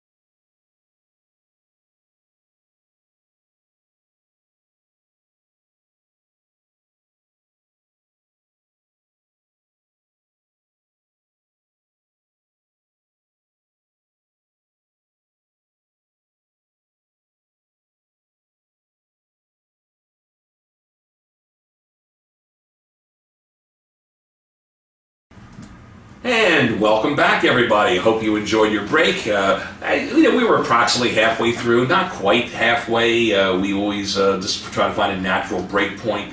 Don't keep absolute time, but hopefully you enjoyed the break. Hopefully you let things sink in. This information is interesting. As we said, we're trying to give you an update of the law as it exists now, but we also want to make sure that you understand all the opportunities that you have to build a practice around understanding this law well. So hope that this is what you're experiencing, and we're ready to move on. So. Yeah, and I think we wanted to save a truly exciting topic for the start. Absolutely. Actually, this is not so exciting as angry. No. I think people have an absolute right to be angered about this one. So. And I was being facetious. I know you are. So I know you do a great job with this one. Why don't you take one? Well, it's going to be kitty tax, ladies and gentlemen. You say, well, gee, how can you be angry at kitty tax? We understand this. Well, the new rules are simplified. You can see my slide here. I put it in quotes. Where did I get the word simplified? I actually got it from the Act. The Act says simplified. Yes, it does. I don't think this is simplified. I think this is horrific, but we'll show you why. It changes the computation of the kitty tax. So, how's it change it? It's actually cutting the connection of the kitty tax to the parent's return. So, if you have a child who is your dependent under the age of 18 or under the age of 24, if a full-time student, the kitty tax would apply to any assets, any income that is generated with them that is passive in nature, not unearned income. And the old law was taxed at the parent's rate. So you had an option. If the kid didn't have any other substantial income, you could have actually said, instead of the kid filing the tax return, we'll just compute that income on the parent's return, and there you pay the tax at the higher parental rate. This law cuts the connection to the parent's return. So you don't have that option anymore of filing kitty tax on the parent's return. You're going to have to actually file it on the child's return. That isn't horrific. In certain ways, maybe it makes it a little more clean. You can see where it is. Okay, I understand that. But what makes it horrific, in my opinion, is it's not at the highest parental rate. The law says this: unearned income will be taxed at the fiduciary rates for the child. This is significant. Of course it's significant. So what's the fiduciary rates? We're talking about the 1041, the state and trust tax rates, where the 37% bracket kicks in when you have $12,500 of income. So you might actually have a parent who did some income shifting, gave away assets to a child, let the assets earn a rate of return in the child's name, and the parent is not in the 37% bracket, and suddenly the kid is. Now then, so my question is, does that also mean the excess is subject to NII? Well, actually, no, if the way I read the law, although I'm saying that this still might be one of these gray areas that's going to eventually have to come out of the woodwork, but the way I read it is it's the fiduciary rate, but the net investment income rate is still at the child's threshold. So you wouldn't pay the 3.8% net investment tax on anything over $12,500, but what you would pay for the kid is a $200,000 threshold. So a lot of times we were giving advice, even if you had kitty tax, the shifting of passive income might still avoid the 3.8% net investment income tax. That still might be the case, but it's offset by the fact that we have the higher fiduciary rates, and it could be substantial, really substantial. So what's the solution? Solution is from doing planning, and we've been saying this for years, but now it's more evident. I think this law is going to push us to do something, and that is we can shift income, but we don't shift passive income. We need to create strategies that shift earned income. You say, well, how do you shift earned income? Well, Tony and I own a business, Warner Rocca Seminars. Let's say I hire my daughter. We don't have an unending pool of money at Warner Rocca. So basically, we're taking a pay cut. Now, Tony say, no, Art. We're not taking a pay cut. If you want to hire your daughter, that's fine. I'm not taking a pay cut. And I say, I agree. So let's say, for argument's sake, we each make $100,000 a year, and I hire my daughter and I want to pay her $5,000. Well, essentially, Tony's going to say, well, I'm not hiring my kid. I'm keeping my $100,000 salary. Or if you want to get paid $95,000, that's fine. I say, that's fine. I pay myself $95,000. We hire our daughter. She can't be a phantom employee. She's got to do real things. So we're going to put her, my daughter's 31, so it doesn't it's not as easy as Well, issue. let's assume she was 20. No, let's assume she was 16, because I want to do 16. She's still a kid Right. in high school. We would put her out on a lecture circuit. She could be speaking to these individuals. Think our attendees would think that was funny? Probably not. No, probably not. So what she did was she wrote our materials. Think that attendees would think that was funny? Probably not. No. But what if she? Go ahead. What if she managed our website? What if she did our technology? Well, let's take a look at something here. Here you have these PowerPoints that I'm going to admit it. I wrote them. I mean, Anthony writes a lot too. These ones I wrote, and you'll notice that the background is white. And how come? Because I really don't know technology well enough to create really interesting backgrounds. I can tell you that the way you learn how to do this is you find the youngest member of your family, and that individual knows these things. So yes, we could hire a kid to do our PowerPoints. We could hire a kid to manage our social media. We could hire a kid to design a website. These are things we could hire a person to do. And by shifting income that way, it's earned income. The kiddie tax doesn't apply. Now, there's nothing new about this. By the way, we do pay your son-in-law to do our technology. Well, yeah. And the beauty of that is he doesn't actually have to come to the office. No, he doesn't. It's all remote. Instructions are keep Yeah. your computers on. Keep your computers on and and he has a way to access them. Absolutely. My point is that, yeah, there are ways to do this. We can do it right. Nothing new here. No. But what the law does is it pushes us into saying, you know something, we knew this, we could do this, we never bothered, now we have to. So if you have a client where income shifting is an important aspect of their total tax strategy, we now have to make sure that we're doing it right. Look, we have a theory at Warner Rocket. Our theory is that when we advise individuals such as yourself, we tell you, redefine what the client is. A client isn't simply the single individual who's your parent tax return or a married filing joint. I like creating a universe. Here's my circle, and I put every family member that we have in that universe, and we say our job is to say what is the total lowest tax we can pay in the universe, even though one person might be paying higher or lower than they would have if they were saying everyone's a single entity itself. I'm only concerned about what the lowest total is, which we know, that's right. So now we need to implement this more. This law is pushing us to do this, and I'm telling you, we're going to have a lot of opportunities based on this law. This law is going to make it so that we can actually do some very serious planning, real planning, and bill for it accordingly. Well, that's appropriate, of course. It's got to be appropriate in light of the facts, but it gets you to start to think out the box a little. Absolutely, and you know something. One of the things that I really believe is that a lot of our clients don't really know what we do. So for those of you who have a series of clients who you see once a year, they come into the office with that quote-unquote shoebox full of information. They're not using your services right. I know it's not your fault, basically, well, maybe it is to some extent, but it's not your intentional fault. Your client views you as the historian. You need to educate the client to say, the same knowledge that I have to prepare a tax return that tells you what happened last year, I can use that exact same knowledge and strategize you for the future. And that is extremely appreciated services and, in my opinion, higher billable rate. Sure, value added. Value added.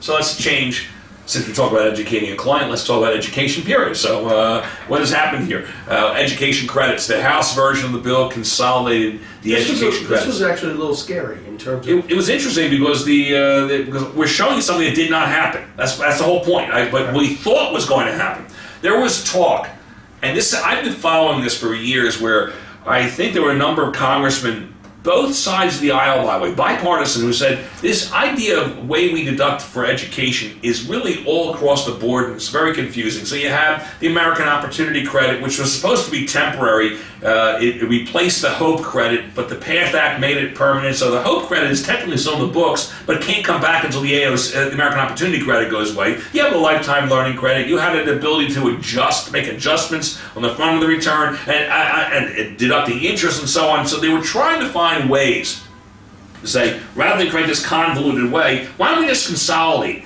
It appeared that when the PATH Act made the American Opportunity Tax Credit permanent, it appeared that that was the winner. And then it became almost evident on the House version of the bill that the American Opportunity Credit was in fact the winner because the Lifetime Learning Credit was supposed to be eliminated as of January 1, 2018.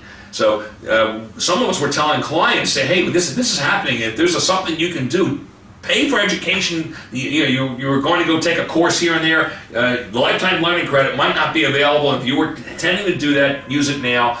Well, that was for naught because the final version of the bill keeps both credits and makes no changes to them. So American Opportunity Credit, still alive and well. Hope Credit, not an issue because the American Opportunity Credit is permanent. By the way, even though this bill has a sunset provision, this won't sunset because it was already a permanent feature. This bill isn't changing this. The Lifetime Learning Credit is still alive and well, so no harm, no foul. But I think it's significant that both of these were retained because they apply differently. They do apply differently, but I think it's also significant to know that Congress was thinking about doing this, and I can see if the future where maybe something they need to tweak. They say, hey, we're not generating the right round of revenue. We've got to find a way to generate a little more revenue. I can see Congress revisiting this and say, you know something, we were planning to get rid of the Lifetime Learning Credit. That's enough to help us out. Maybe they'll do it later. It's always good to know where Congress is thinking. And maybe a client who is thinking about saying, I want to take a few extra courses on a retiree as an example. I'm thinking about just going to the annex and taking courses. Maybe they want to do it in 2018. Maybe they're saying, well, when should I do it? I'll think about it. Maybe they need to think harder because who knows what will happen in 2018. Sooner than later. Do it sooner than later. Right. Okay. Let me fix something here, please. Okay, there we go. Education loans. If we have a student takes an educational loan and we have a death or a disability, the law actually says this, these will be forgiven. So student loans forgiven based upon death or disability. And what's really interesting, the law says it is not cancellation of debt income. No COD. No COD. So it's actually a pretty clean issue here. So kind of That's good. And of course, we go back to the issue of just keep in mind disability for purposes of the code as a general rule relates to the definition of disability for purposes of Social Security. Your inability to perform a substantial gainful activity in the national economy. Correct. Because of a mental or physical impairment. Basically, it's total disability. Right. It's not partial disability. It's not the fact that, I can't seem to get out of bed this morning. I mean, I'm not knocking individuals. That wasn't meant to be sarcastic or funny. No. It meant to say, hey, it is a very strict definition of disability. You're right. Certainly not the one that you would want to see in your disability policy. No. If I have a personal disability policy, I want to have a loose definition of disability so that under certain aspects of a partial disability, I will have some benefit coming out of that. But no, this is complete and total disability, right. And obviously death is death. Okay. Oops. Finally, the House bill attempted to repeal the following: the above-the-line deduction for education expenses, the ability to say I'm going to cash my U.S. savings bonds in, use the proceeds to pay for education. If you do that, the law said that the interest is not taxable, and also was going to get rid of the employer-provided education assistance program. What was that? That's an interesting fringe benefit that wasn't taken away. See, what the final version of the bill did not repeal any of these. What is the employer-provided education assistance program? This is where a company can have a written plan. The written plan says that as long as we are not discriminating, all full-time employees can benefit from this, and that no more than 25% of this benefit can go to the owners of the company. The company can pay for up to $5,250 of college education tuition, and it'd be fully deductible by the company and not income to the individual. A really interesting fringe benefit. Let's face it, when you hire an employee and you say that we have these benefits, what you're really saying is, if you're going to use these benefits, that's great, but keep in mind, we're probably not paying you as high a salary because of that. That's what you're going to be starting doing. We're going to be talking about fringe benefits later today in this presentation. It is our belief that the fringe benefit arena is going to grow. If in fact you're giving clients advice as to how to reduce their taxes, there are two ways of doing this. One is you can increase deductions, the other is you can reduce income. If As you saw with our itemized deductions, we have significant limitations, plus you have a higher standard deduction. Playing with deductions is not going to be the end-all anymore. So we're going to be shifting, in my opinion, our theories away from deduction planning to income planning. So if I have a client who's associated with a business, can we establish a very significant fringe benefit arena, changing compensation? The theory being is, hey, I only have X amount of dollars I can pay you. We have a secretary, we're paying her a salary. If I can say to her, your job is worth this, this is not negotiable. However, what is negotiable is how we whack this up. So if we can pay for things that you would be paying for with after-tax dollars, we'll pay you a lower salary, but we'll pay for these things legitimately. She's thrilled. She has lower taxes. She's getting things paid for. We're okay with it because we're getting the same deduction. That's what this is about, if you can do this correctly. There was an attempt in this law to reduce certain fringe benefits. Tony and I give a fringe benefit class. It's a compensation and fringe benefit class. I can tell you that the changes in this law take away 10 minutes of our 8-hour presentation, okay? So what it really means is that fringe benefit planning is not only alive and well, it might be more important than ever. If you're not comfortable fringe benefit planning, you want to beef yourself up on the knowledge, and it really is going to be extremely important that you do this. Anyway, this fringe benefit, the Employer Provided Education Assistance Plan, alive and well as the above the line deduction and U.S. savings bond interest. As I said earlier, what Congress was looking at was trying to find ways to consolidate everything, and it appeared that it was going to be, like I said, the American Opportunity Tax Credit. They backed off. Doesn't mean they're not going to come back to this later, but at least for 2018, we know that we have all these available. Right. The limitation to the AOTC, I think, was significant because it limited the number of individuals that could get the benefit of and for a limited period of time. Sure. I mean, it was going to be 5 years instead of 4, but that's still insignificant. I agree. And you lost all these other benefits, but Congress that would have been essentially true simplification. I mean, that's what the initial intent of the law was, at least in the minds of, let's project this to the taxpayer. We have simplification. That would have been simplification. It's not simple. I'm glad it's not. We shouldn't be. We're not a simple society. And it shouldn't be simple because education is fundamental to a productive and changing society. I agree. To be competitive worldwide. So this is this is a social policy, and the social policy remains the same. Agreed.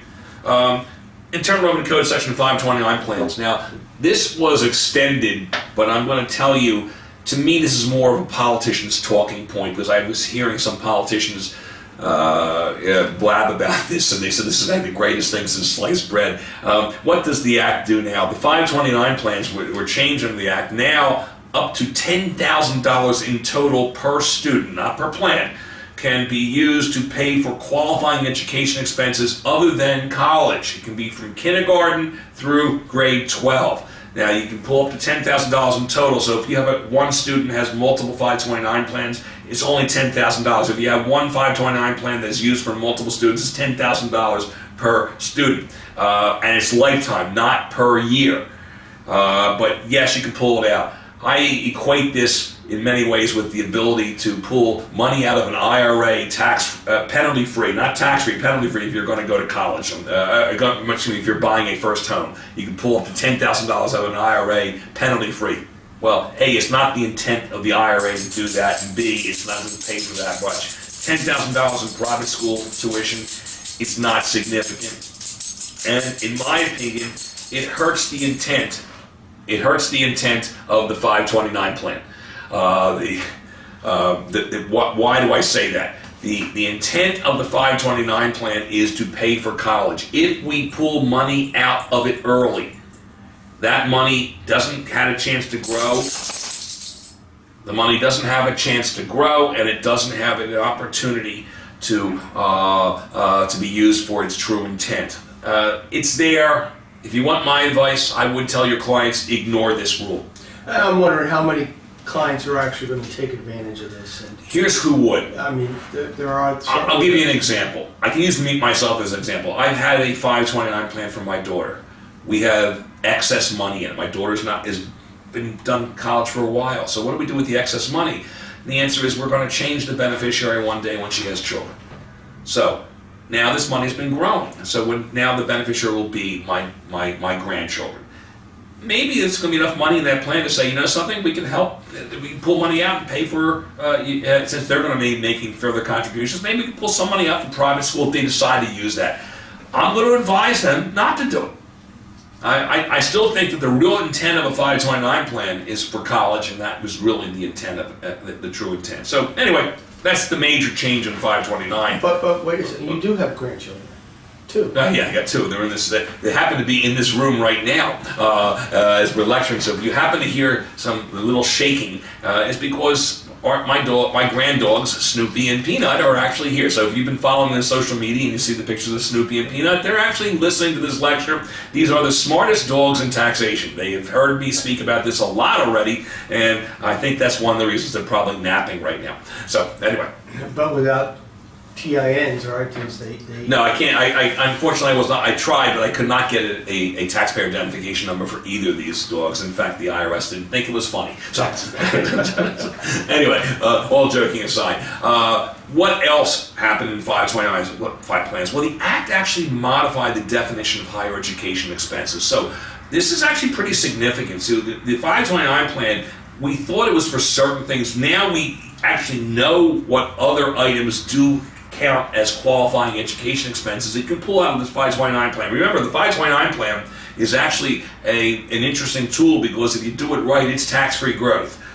So you have to pull the money out for proper expenses, otherwise it's a taxable event with possibly a penalty. So here, in addition to tuition, what else can you use it for? Curriculum and curriculum materials. Now this is besides books, and by the way, books and other instructional materials clearly are there.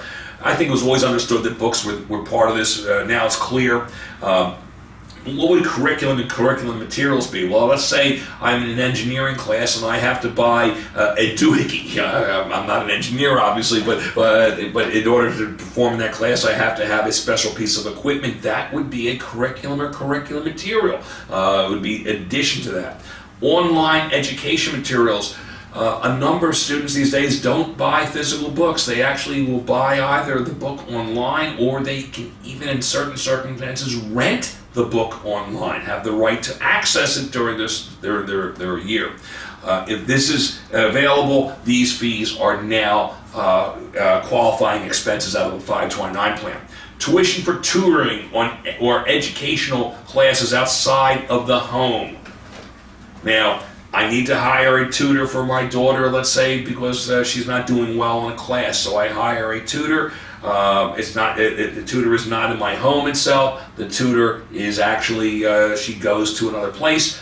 Yes, deductible. There is a qualification. I didn't put it on the slide, but it is in the law. The qualification is this person can't be related to you. So I can't use this as a dodge to get money out of the 529 plan tax-free. Think about it. I decide, let's say I have 2 children. I hire my son to tutor my daughter. Wink, wink, wink. I just got the money out of the 529 plan tax-free, although the kid would have to pay income tax on it. Could be an income shift, could be earned income. Doesn't work. That won't qualify. I'd love to see how they're going to audit this. That's going to be really interesting. And then finally, educational therapies for students with disabilities. And so if you have a person who has a certain disability that allows them to go to school, but they might need some assistance, these fees could also be paid out of the 529 plan. Interesting what they did here. How about computers? Computers, we felt that computers were always there. That was modified a couple of years ago. And actually what the law had said then was the computer is a valid expense. It didn't actually say computer. It said that any item that was necessary for the to succeed within the education environment. An example. You go to a college these days, and when I was in school, when you were in college, what did we carry? We carried a bunch of notebooks. We took notes there. You don't see that anymore. You go into a college class, everyone has their computer open, they're typing notes there, which I would not know how to do. I mean, it's not my skill set, clearly within the skill set of a kid. Give them a notebook, and they're going to fail. Not necessarily fail, but they're not going to be able to take the information down the same way they would take it down on a computer. My opinion, computers because of that necessity, you probably can make the argument that it was available for under the 529 plan. Right? Now, we didn't carry, I did for some period of time during my college career carry the punch cards. No, you didn't. Yeah. I used tape, so we had tape. Yeah, we had punch cards. I spent 3 hours in punch cards typing them out. Yeah, I do a 30-second calculation. It reminds me, Anthony, when I graduated law school and my first job was in the tax department of one of the big 8. We were just starting to use computers and do tax returns, but it wasn't a matter of going on a personal computer. You had to fill out a data entry sheet. So you filled those data entry sheets out, and then you submit it to this company who then submit the return to you. You had to review the return, then you had to make changes to it and so on. And so I used to tell I told one partner, I said, wouldn't it be easier for just us to do this by hand? And you know what his response was? Shut up, Art. And so he was kidding with me, but now computers extremely important. So let's go from education to alimony, because I think that's a really interesting segue here, don't you? I agree. This is really very, and I will admit I don't know. I mean, I understand what the policy reason, but I didn't review the policy reason. No, I'll give you the policy reason. I know this, but I actually have a little tidbit. Why is alimony expensive? Because it's worth it. No, I'm sorry. Anyway, we're trying to add some levity to this class. I mean, when you see us live, we do these things. But watching us for 4 hours in a video, if it was just pure information, you might get a little bored. So now, once in a while, you'll hear something anyway. I imagine there are cases where there's some truth. Do you know my wife does not think that is funny? She doesn't. There are participants who come up to her when my wife sometimes follows me on lectures and says, "Your husband's so funny," and her response is, "Only the first time." So anyway, alimony. What is alimony? Alimony is actually, from a federal standpoint, an IRS standpoint, is following the Old English common law definition, which meant that it was a payment made from one individual to another and don't take offense in this term, to rehabilitate the subservient spouse. Now, what's a subservient spouse? An individual who is economically dependent on the other spouse. Let's say you're married to an individual, you are the breadwinner, your spouse is the homemaker. It doesn't matter what sex, either way, is the spouse any less important than the breadwinner? And the answer is, of course not. The spouse is maintaining the household, is taking care of the children. Marriage, in this case, is a partnership. You might be bringing in the income, the spouse is maintaining the household. It's a great partnership. You get divorced, you are still bringing in the income. The spouse who is maintaining the household has no income. They are economically dependent on you. So alimony was a payment that was meant to break that subservience. Essentially by saying, let's say I get divorced, I'm paying my wife alimony, it frees her up. She doesn't have to get a job right away. She can go back to college, get her degree, and then she becomes more employable. So that was the purpose of alimony. What is support? Support is a payment that is meant to maintain the economic subservience. And there's a big difference. A spouse can receive support payments. A child always gets support payments. And so what's the issue? Under the current law, the 2017 law, the alimony is an adjustment to gross income for the payor and is income to the recipient. So it's essentially an income shift, because generally the person paying alimony is in a higher tax bracket than the person receiving alimony. The IRS does have procedures to determine whether a payment is truly alimony, and sometimes matrimonial attorneys were getting cute with this. So what was the cute definition, the cute issue? I saw this happening in California a lot. You would have a divorce decree. The divorce decree would say, let's say, make it a husband-wife, it doesn't have to be, the husband is making payments of quote-unquote family maintenance to the spouse. Now what does that mean? They were trying to say, well, it's all alimony, but family maintenance could be alimony, it could be spousal support, it could be child support. And the IRS's position is you better be able to break it down or it's not alimony. IRS fights alimony when it's vague. And this is not a federal tax update class. In our federal tax update classes, we can go through all the elements of alimony. It's not going to be as important anymore. Why? It's not relevant. Well, it's not relevant. Prospectively. Well, it's not relevant for 2019. Right. So essentially what's happening, the alimony is no longer going to be an adjustment to gross income. It's no longer deductible starting January 1, 2019 for people who get divorced as of January 1, 2019 and beyond. There will be alimony grandfathered in for individuals who get divorced before that. You might have heard we tried to make a little silly joke in the beginning of the day. One of the advisory services we might give a client is if they're getting divorced, they might want to accelerate this divorce before the end of the year. That's not really a joke necessarily. If they're fighting about this and they're not willing to go through the motions, it might be that if they don't get divorced in 2019, the alimony is not deductible, which means that if the payer of the alimony might not be willing anymore to pay as much alimony. Yeah. And so this might be an indication that we need to go and push the envelope a bit if they're going to get divorced. So it's for decrees after 2018. Now, the pre-2018 the pre-2019 decrees are grandfathered. They still have to meet the old alimony rules, and so probably if you take a federal tax update from us in the next year, we will still cover alimony in the 2018 federal tax update because that will still be allowed, and we will be informing people that hey, newer divorces not going to have this anymore. So, but there are non-requirements to be characterized as alimony. You've got to make sure that they exist. I mean, this is one of those issues I think where the tax practitioner should be engaged with counsel, especially if the tax practitioner's client's the one paying, and you want to make sure that it's actually deductible alimony. Absolutely, and this is not a game for the uneducated. I can tell you that I have had practitioners come to me at various lectures and said, we received a letter from the Internal Revenue Service questioning whether the payment by a client of mine is truly alimony. And I'm seeing more and more of these. Now, I think it's generated by the computer. I don't think it was that their return was actually being reviewed. I think something must have triggered it in the computer. I'm not sure what would have triggered it. Is it possible that the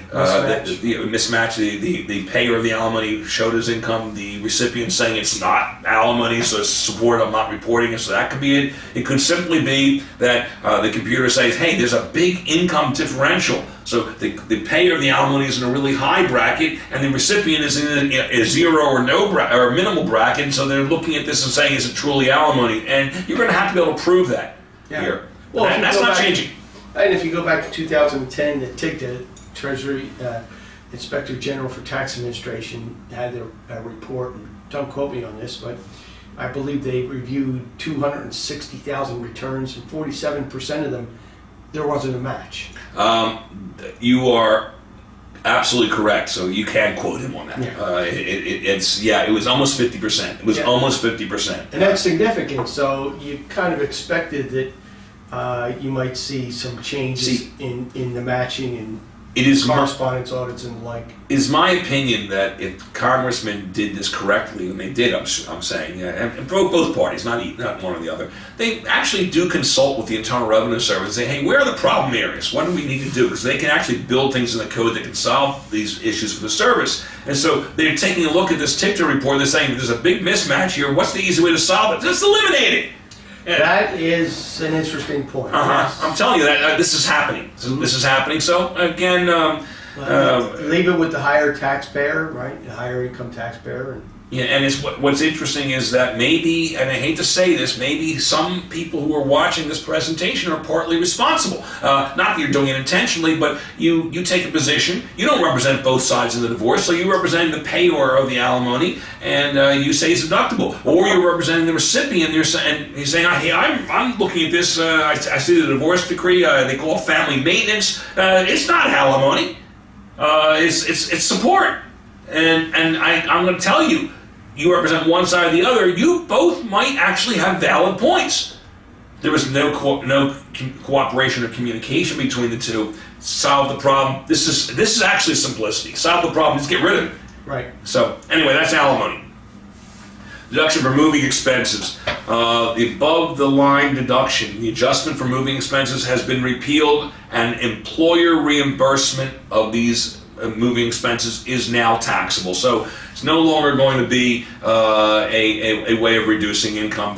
There is an exception in this law, in the act, and the exception is if you are a member of the armed services, any active member of the armed services, moving expenses will still be an adjustment to gross income. And it makes sense. So you're transferred under military orders from one base to another. You should get a tax benefit. You're not moving because you're saying I found a better job. I'm transferred from California to Florida or back and forth, and you're moving because the orders say you have to do it. That's an exception, but that's the only exception. Other than that, moving expenses no longer an adjustment. Adoption credit.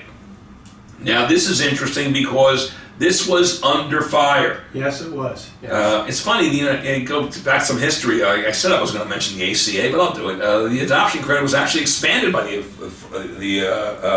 ACA, and in fact, for the first 2 or 3 years under the ACA, the adoption credit was actually partially refundable.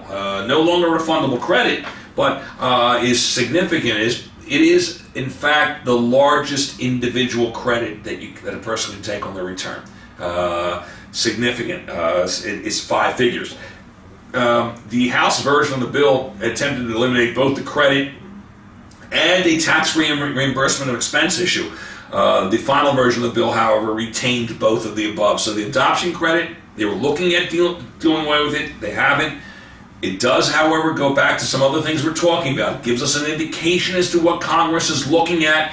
And just because they didn't tackle it now doesn't mean it's something they won't again revisit in the future. So just be aware of this. But I like the fact that the adoption credit is there. I think that anyone who adopts is doing a marvelous thing. And quite frankly, what they spend and what they get back in taxes they still spend a lot more. So I'm glad it's here. That's my opinion. I agree. Yeah. Medical savings accounts, health savings accounts. Both retained. Yeah. In the final version. Which do you think is preferable? The HSA, in my opinion. Of course, I think so too. And by the way, the HSA was not under fire. It was the medical savings That's account correct. that was under fire. And the House version of the bill actually said that no more further funding of the MSAs, and you'd be able to then, if you wanted to, roll it into the HSA. Final version of the bill retains both the medical savings account and the health savings account. I mean, do you see any advantage to this? I mean, to have both. That's a fair question. I don't. I don't either. No. But I think what it shows what I call facts on the ground, that you had some entities that were establishing this, and so the confusion of having to merge the two together. I think they took a look at it and said, "What's the difference? And if you're gonna put it all in an HSA, what's the difference?" And so that's probably why they retained it. That's my opinion. Yeah, I agree with that. Fringe benefits. We started talking about this already, and so.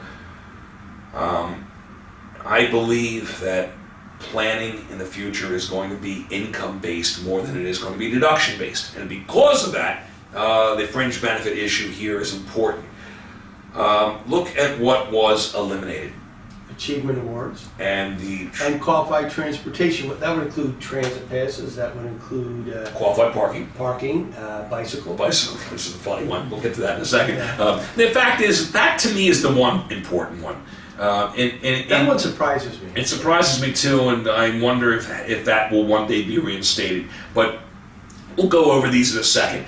But we both teach our compensation and fringe benefit class that we have. We have actually a live 8-hour version. We have some webinars on it. I want to tell you that this will not change significantly our presentation. So the fact that we see these two plus a few tangential changes in other areas, this is nothing. And so therefore, since there are so many fringe benefit opportunities, we do believe that we're going to see planning move into the fringe benefit arena more so than ever. And a lot of it's also going to deal with the business entity itself. we can be honest, Warner Rocca Seminars, our company, we're a C corporation. Why are we a C corporation? We were a C corporation before the law changed. We were a C corporation because C corporations are extremely good fringe benefit generators for business owners. Now that the law is changing and giving a favorable tax rate to C corps, we might actually be seeing a number of entities go from S to C, or when we form an entity, we don't even bother making the S election. So there's going to be more and more C corps, and we can incorporate our fringe benefit planning within the fact that we're having an entity that's paying less at lower tax rate. So a lot of interesting elements to this. So what was repealed? The first one's an achievement award. No big deal. What is the achievement award? Companies can actually establish a written plan that allow for you to be awarded based upon the fact that either A, you have been there a long time, or B, the work environment is safe and you've maintained safety achievement standards in the company. The easier one to explain on video is, quite frankly, the longevity. My wife happens to be an employee of a bank, and she has been with the entity, although it's gone through different name changes over the years. She's been with the entity a long time. They happen to have this achievement award program. And so for every 5 years you're there, you get something. And so the law said you had to have a meaningful ceremony. So they would call her department together. My wife's name is Janet. And they say, "I'd like to make an announcement. Janet's been here another 5 years.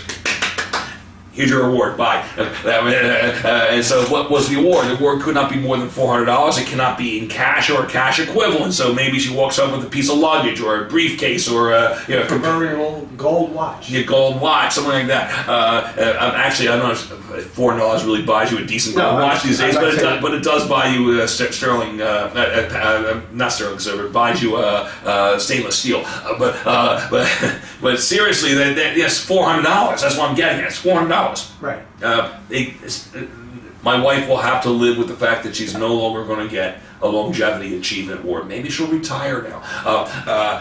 Seriously, that's gone. Now, what's maybe more important is the transportation fringe benefit, and this only applies to certain areas. It happens to be where Anthony and I live and work. It applies to us because we have in Philadelphia a fairly good public transportation system. You go to Florida and they don't even know what the word public transportation means. What can we do here? We could buy what's called a transit pass, and the transit pass allows individuals to use the subways and the buses and the trolleys and for a higher fee, a regional rail. And the law said that under current 2017 standards, if I wanted to give this to my employees, I can pay them up to $250. I can purchase up to $255 each month this transit pass. It'd be a full deduction to Warner Rocca, and it wouldn't be income to the employee. Same thing with qualified parking. We have an employee, let's say, who drives into work, and so part of her compensation plan is that we pay for the parking up to $255 a month. The parking, what we pay fully deductible, not included as income to this individual. Now, let's say that this individual, we gave them a compensation package, and we said, in lieu of giving you a raise 1 year, we're going to give you this qualified parking. You're paying for this anyway, so she now doesn't have to pay with after-tax dollars, so she pays less income tax. She doesn't pay Social Security tax on this. This is a good deal. From us, we get the deduction, and in fact, we don't match the Social Security, so good deal for us too. Looks like it's going away, Tony. Yes. Doesn't look like it's going away. It is going away. There might be some ways around this. Well, I mean, you go back to the issue that you raised earlier, and that is reduce the income and have the employer pay it. Yeah, we can do that. We can maybe, for let's say parking, maybe we determine that our firm needs to have a space available so that when people come to visit us, that they don't have to pay for parking. And I think there might be a business purpose to this. If the space happens to be empty, could someone else use it? This is gray. I don't know. Yeah. But what I'm getting at is we're starting to think about how to get around this. Now, the funniest one is qualified bicycling, which is also part of the qualified transportation. And for some of the tech companies, this is a... Well, I don't know if you know how this started. There happens to be this congressman from the Seattle area. I forget his name. I'm not trying to comment on his politics other than, quite frankly, he's left of left. He was complaining one day in Congress that his constituents bicycle a lot, and how come certain people we're paying for them to drive in and take trains, but not the bicyclists? So I think to shut the guy up, they said, okay, here's what we'll do. A bicyclist, all they have to do is go to their employer and say that sign an affidavit that we're putting at least $20 a month towards the upkeep of our bicycle, and the employer can then hand them $20. So we're looking at a $240 maximum benefit each year, and it basically shuts the bicycle people up. Well, now they're going to be complaining again, but the answer is going to be you're no different than anyone else. Well, I mean, this really takes out that particular fringe benefit that essentially is on the commuting side. Yes. You know, we're now no longer going to be able to get the benefit of commuting, whether it's parking or using mass transit. But the mass transit one makes sense to me, not because we're from Philadelphia. I mean, it makes sense to retain it because it encourages use of mass transit as opposed to driving in the city. From a social policy, yes. From a tax policy, I guess what they're saying is, look how much, if we eliminate this, here's how much extra revenue we get. But keep this also in mind. What's being affected? The biggest area is New York City, where the public transportation is amazing. Okay, I know people in New York. I mean, I don't own a car. I live in Philadelphia. I don't really use public transportation because our office is a block and a half away from where I live. So it's not a matter of commuting here. I just walk here. In New York, owning a car is actually a problem sometimes. And so for the New Yorker, this was actually a pretty good benefit. So they're getting hit lots of different ways, these guys in New York. The state and local tax is no longer deductible. Now the qualified parking no longer deductible. The interest is not as deductible. They're probably, you're looking at Manhattan. These are people who are losing this game. I mean, this is so that's an issue. I mean, depending on where you're watching this, you might have clients who are saying, "Hey, this is not a bad thing." If I'm in Floridian, I might be saying, "Why am I, as a Floridian, why are we subsidizing people who live in cities like Philadelphia, New York?" That's exactly the point. That's why I say, well, we're in Philadelphia, so we think about it differently. But somebody in Florida is looking at it saying, we don't get that benefit, and you shouldn't get that benefit. By the way, who else doesn't get that benefit? California. That's right. So here, California is not negatively affected by this because they're saying, they don't even know what a train is. I mean, they have them. They're insignificant.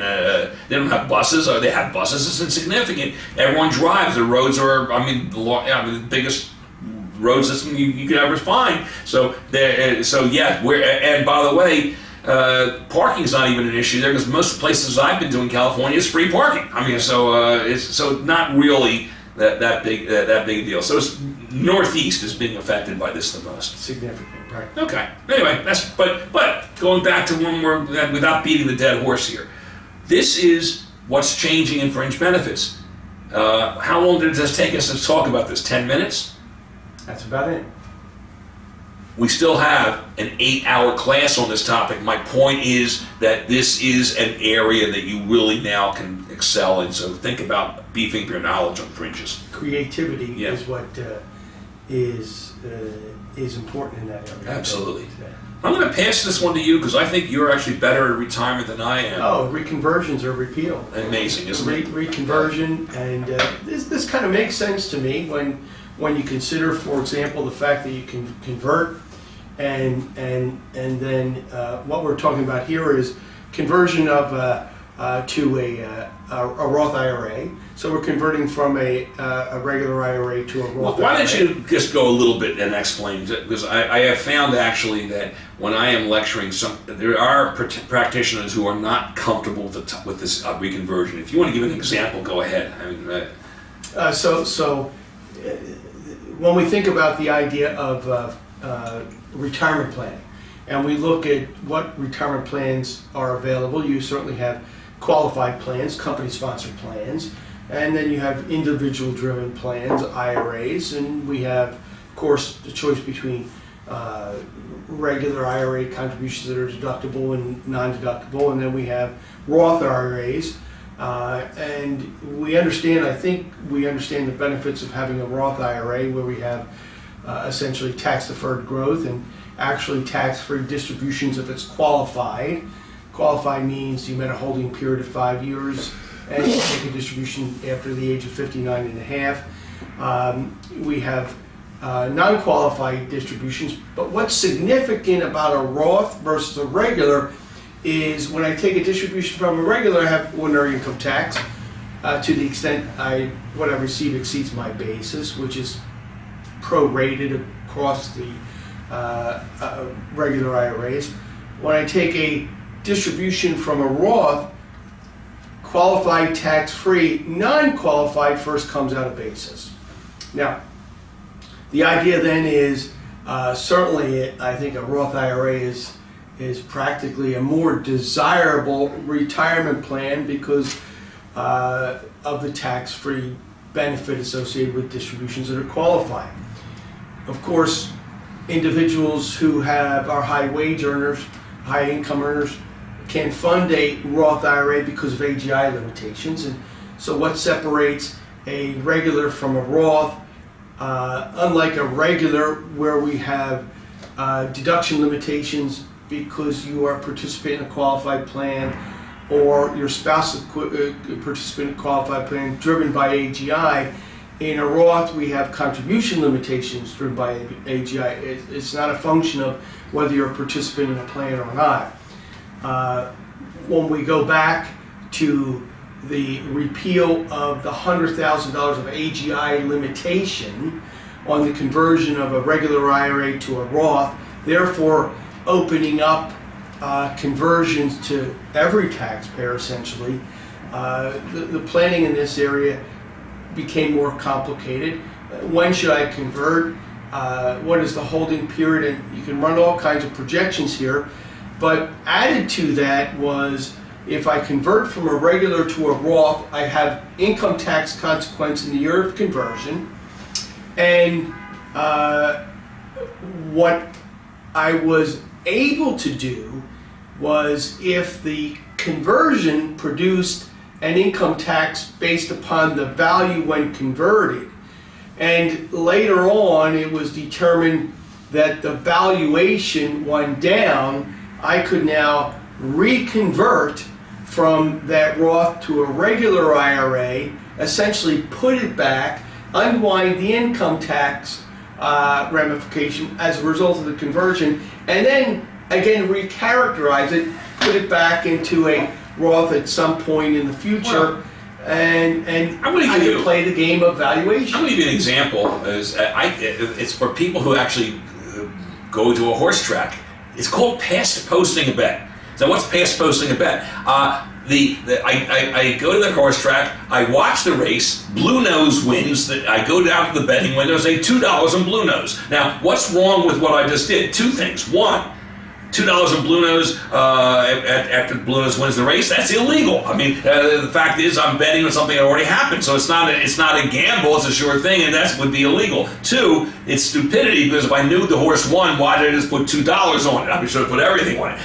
Well, that's what this is. So think of it this way, it's the beginning of 2008, and you do a Roth conversion, and then you witness the stock market crash in 2008, and then Dow halves in value. You look like a real idiot, because you said, not only did my account go down in half, I have to pay tax on the top. Now, what you've suggested is, hey, we can put it back, don't have to pay tax, and then, if I'm really smart, I don't think it's going to go back so quickly, so I'll wait the requisite time, I believe it's 30 days, and then or to the following year, and then you move it back into the Roth, and then watch it grow tax-free, and so you only pay the little bit of tax. I mean, this is the ultimate of past posting the bet. And what happened? Repeal. So is there solutions? And the answer is, I think there is. We're now going to be looking at this in the way we look at investments. There's two investment theories that we give to a lot of our clients, relatively simplistic ones, but ones we do. One's dollar cost averaging and the other is diversification. So how would I dollar cost average and diversify Roth? And the answer is I'm not going to do it all at once. I think the advice we give clients now, since we don't have the ability starting in 2018 to do the reconversion, don't convert at all. Do a little bit each time. And so you do a series of these Roth conversions over a period of time. Sometimes we're going to be converting too high, sometimes we'll be converting too low. It's not going to have to do a reconversion. The dollar cost averaging is going to solve a problem for us. I believe that's the solution. Or alternatively, I would say time the conversion, wait for a major market adjustment, and then And then walk into it. Right. And walk into it. It's the only problem with that is sometimes, how do you know when that's going to happen?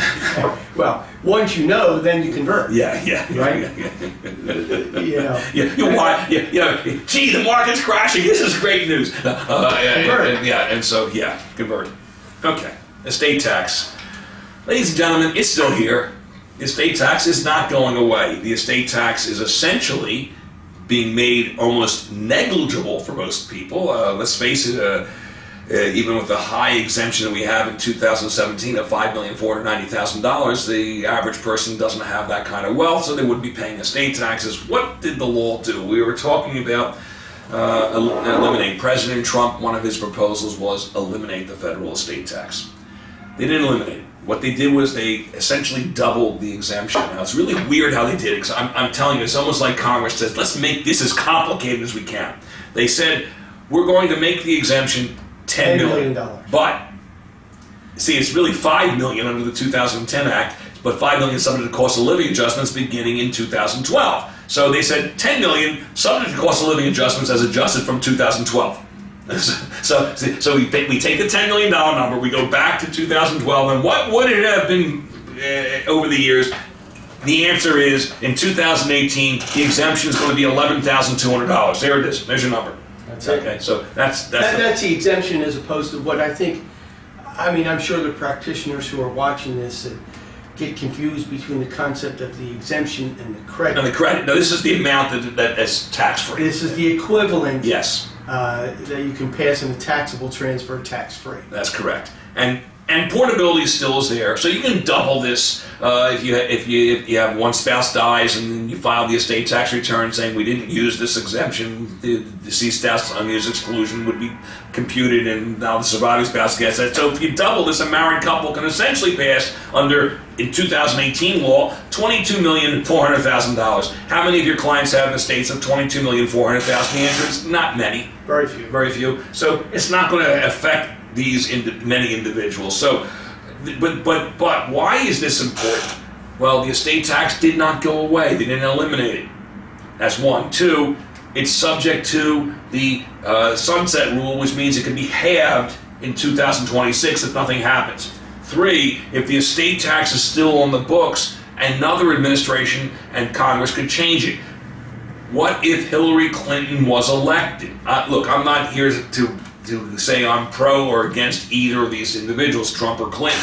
But if Clinton was elected, her policy was to reduce the exclusion to $3.5 million, and I even heard her make a speech in New York that said reduce it to $3 million. So there is clearly a divide in this country as to what direction we can go in. Had the estate tax been eliminated, it would have meant that a new administration and Congress would have had to reinstate it. It's much harder. What a new Congress and administration can do is simply change the exemption back. Yeah. So it hasn't gone away. There is a lot of planning opportunities here. I will say this: nature abhors a vacuum. Prior to 1976, when the current estate tax system that we're dealing with was actually put into place, it was mostly the purview of the states to tax death, and a lot of states got out of the business. You put a big exclusion like this in, it might encourage states that are no longer taxing estates to say, hey, open game here, especially states that have budget deficits, which are, quite frankly, the majority of states these days.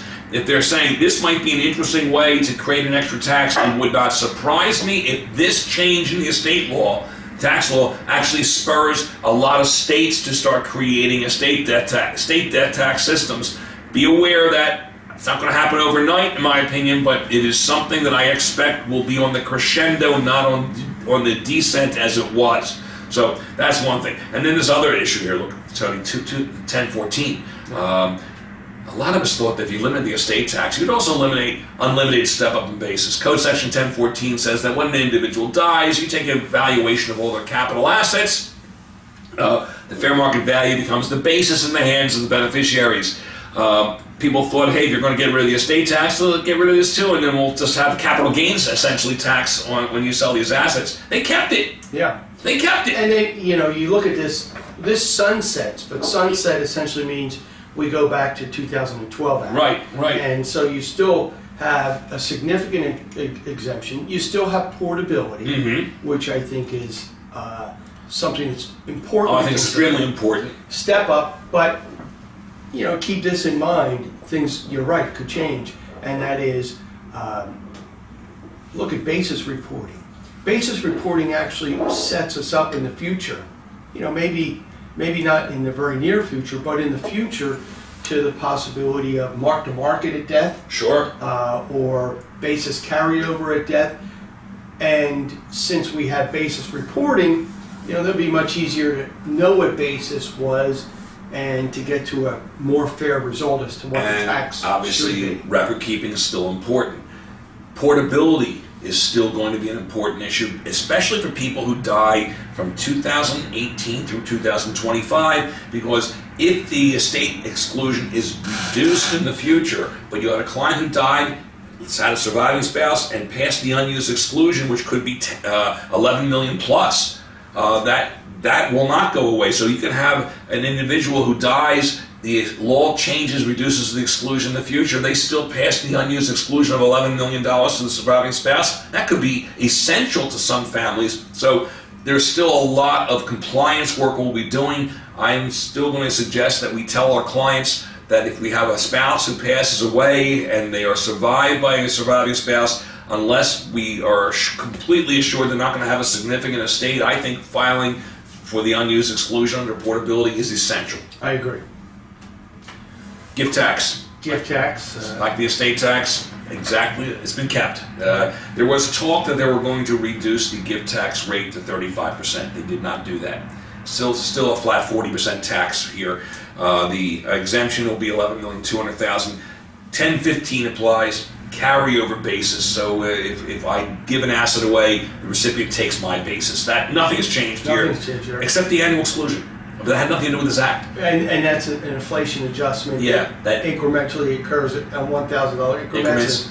So 2018, we finally get to the next adjustment. Yeah, we got to the next adjustment. It has nothing to do with this tax act. Right. It was happening anyway. So the annual exclusion next year, 2018, whatever year you're watching this, is going to be $15,000 instead of 14. And you look at it, one of the things that there was not much in terms of bills on the gift tax issue. So there was uncertainty. Was gift tax going to be or remain unified with the estate tax, or was it going to be at a lesser exemption like we saw under the 2001 Act? But they're unified, and I think that's significant. Absolutely. And what's also unified is the GST. There was talk that the GST would finally be eliminated. It wasn't. So like the estate and gift tax, the exemption was increased to $10 million, adjusted for inflation, which means it's really 11.2. The generation skipping transfer tax was not repealed. And I'll say, when you think about GST issues, which is a complex area, but this really is beneficial to wealthy individuals, because you're going to say, if you're going to make a gift to a trust. If you're going to make a gift to a trust, make a gift to what I'll say as a self-settled dynasty trust, self-settled spendthrift dynasty trust, where I can be a beneficiary of that trust. Trustee independent can make distributions to me, and those assets in that trust can remain in effect for generations to come without ever being subject to estate, gift, or and with the high exclusion, you can, for the wealthy families, they can establish something that would be really interesting, especially if they do believe that this high exclusion is temporary. I mean, who knows? Especially if it's multi-generational Right. wealth, because those contributions can go to the same trust, producing the same inclusion ratio, without getting into too much detail now, of 0, and those assets can remain in there pretty much indefinitely. It's very interesting, and I look at this from even another standpoint. We're looking at a tax that sometimes we think about avoiding, but when we look at an exclusion, maybe it's how we base the idea of a gift. We got to be careful. You might have a client who has an older estate plan, so there was a time when the GST exclusion was much lower than this. I believe there was a time the GST exclusion was $1 million. So let's say you had a client who was worth $5 million, and they said, we like to give something to our grandchildren. So he said, well, you can give away up to $1 million at death and there'll be no GST. And so they say, okay, $1 million. So $1 million to my grandchildren, balance to my kids. The GST then got tied into cost of living. So we might have gone to a client and say, well, why don't we change the estate plan so you don't have to change it every year? Just put a language in it that says, I give to my grandchildren an amount equal to the then GST exclusion. So if it goes up a little bit, it goes up a little bit. And they said, fine. You don't change that. They died. The GST exclusion is $11,200,000. The kids got nothing. Think the kids think that's funny? Probably not. No. Think someone gets sued? I agree. Yeah, so we have to be reviewing our estate plans. And again, just to show you why we're talking about this, this is not just an income tax issue for individuals, not just a business. There's other tax issues that we have to involve, and there's going to be a lot of planning issues that are changing now based on the way these laws are. Just watch for future videos that we're going to be doing on this.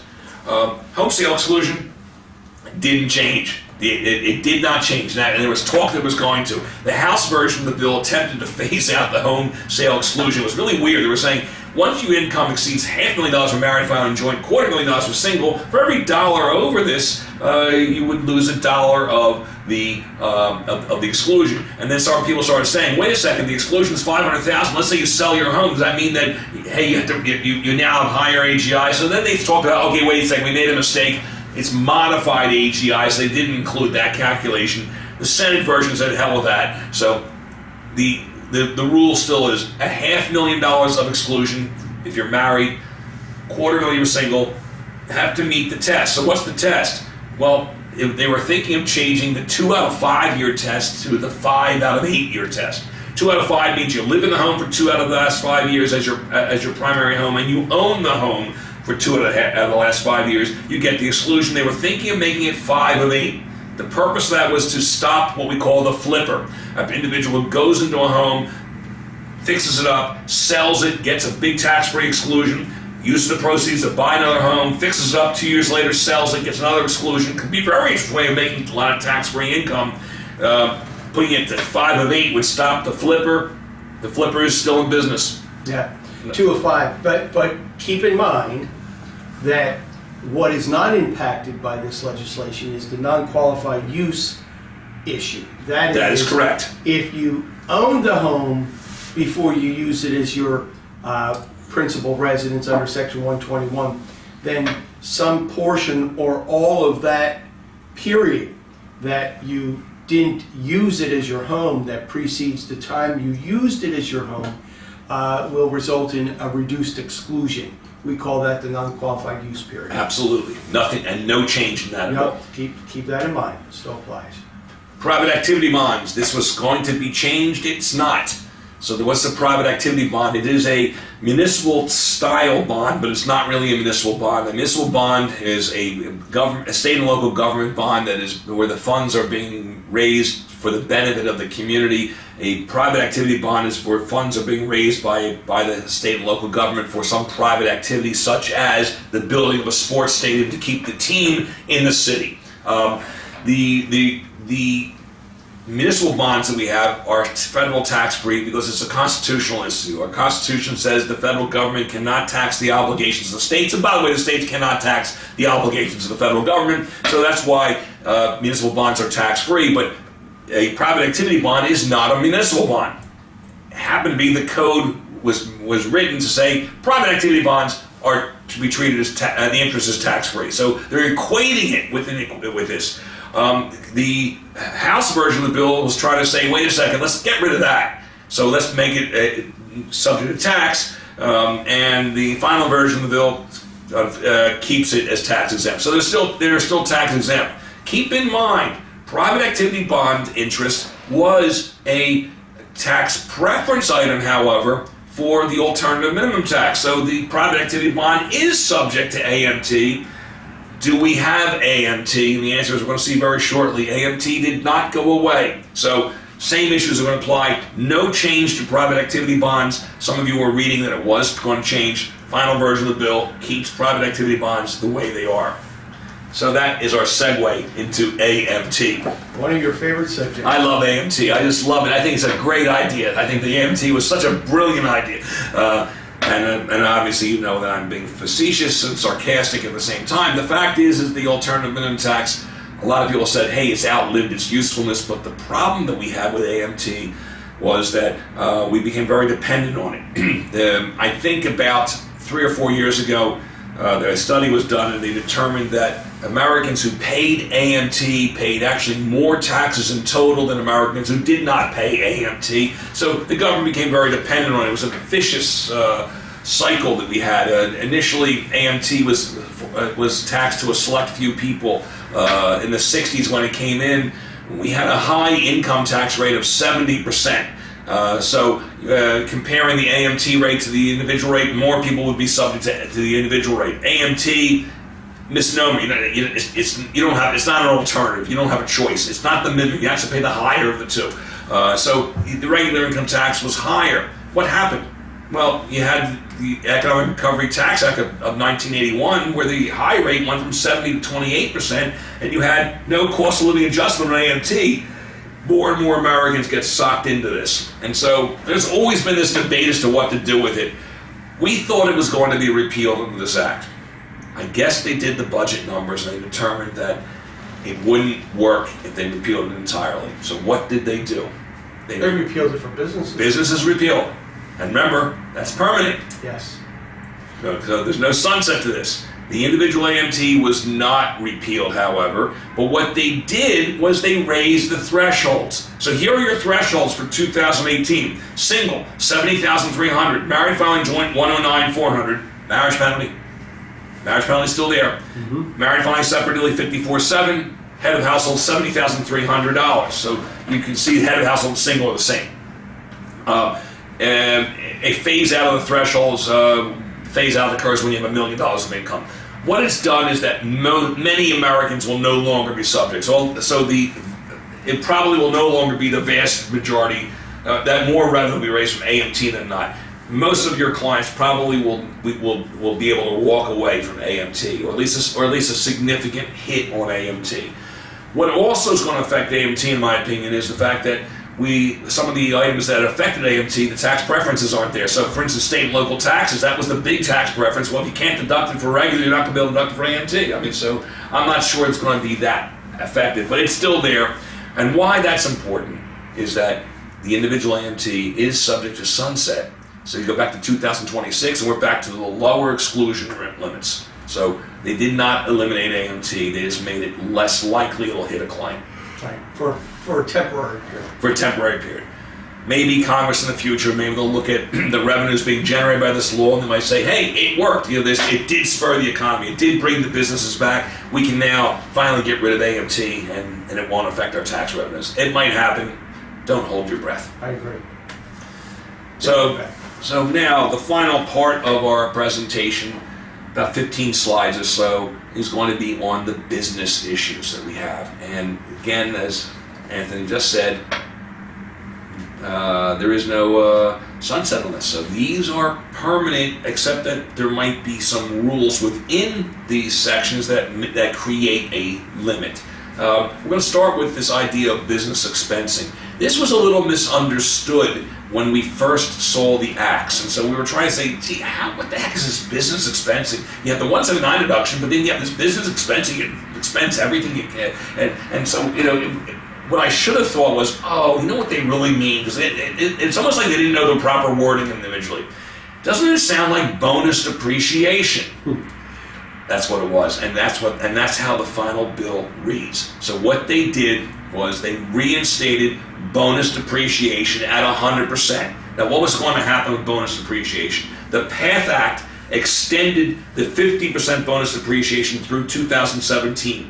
2018 bonus depreciation was supposed to go to 40%. 2019 was supposed to go to 30%. 2020, it's eliminated. So what did this do? It cancels out the 2018 and beyond reduction of bonus depreciation, and it brings back 100% bonus depreciation through December 31, 2022. So not 25, 22. Now, what's really interesting is if you acquired any asset in your business after September 27, 2017, it's subject in the 2017 return to 100% bonus depreciation instead of 50%. So kind of interesting how that played out. Starting in 2023, you're going to see a 20% phase down in this, and so you're going to start to watch the bonus depreciation deplete. We'll see what happens in the future, but for a few years anyway, 18, 19, 20, 21, 22, 5 years, we're going to have a 100% bonus depreciation. Interesting. As you know, as you probably know, bonus depreciation does not apply to real estate property, real property. So it's going to be for our makers 20-year assets or less. Luxury autos. They increased the definition of luxury auto, which is about time, because if you took a look at the old definition of luxury auto, I believe a used Yugo would be deemed to be a luxury auto. If there wasn't too much, it would fall into the category.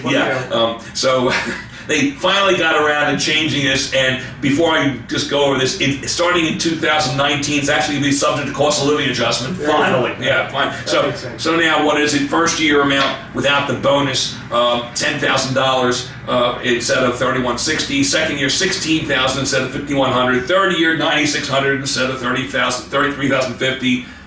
The years thereafter, $5,760 instead of $1,875. It's more realistic now. So, I think it makes some more sense. I think basically Congress was just getting lazy about this. Now, it's for any car placed in service January 1, 2018 and beyond. So, 2017, we're still using the old luxury auto limits. Right. Anyway, I thought it was cute. What the heck? It's an easy one. This is really interesting. The recovery periods for real estate. Residential real estate, non-residential real estate, the recovery period, as we know, was 39 years. Now, it's funny because the law changes back and forth, and usually the reduction in recovery period for real estate depreciation is based upon the economy. So if you go back to 1981, the Economic Recovery Tax Act, they reduced the depreciation period to 15 years. So they were really trying to spur the economy, and Congress realized after 2 years that was harming our tax revenues, and so they actually increased it to 17 years a couple years later. And then eventually it kept going up, and we're now at 39 years. So what did this law do? It's not bringing it down to 15 year depreciation, but what it is bringing it down to is 25 years. So it's kind of like they said, let's cut the baby in half.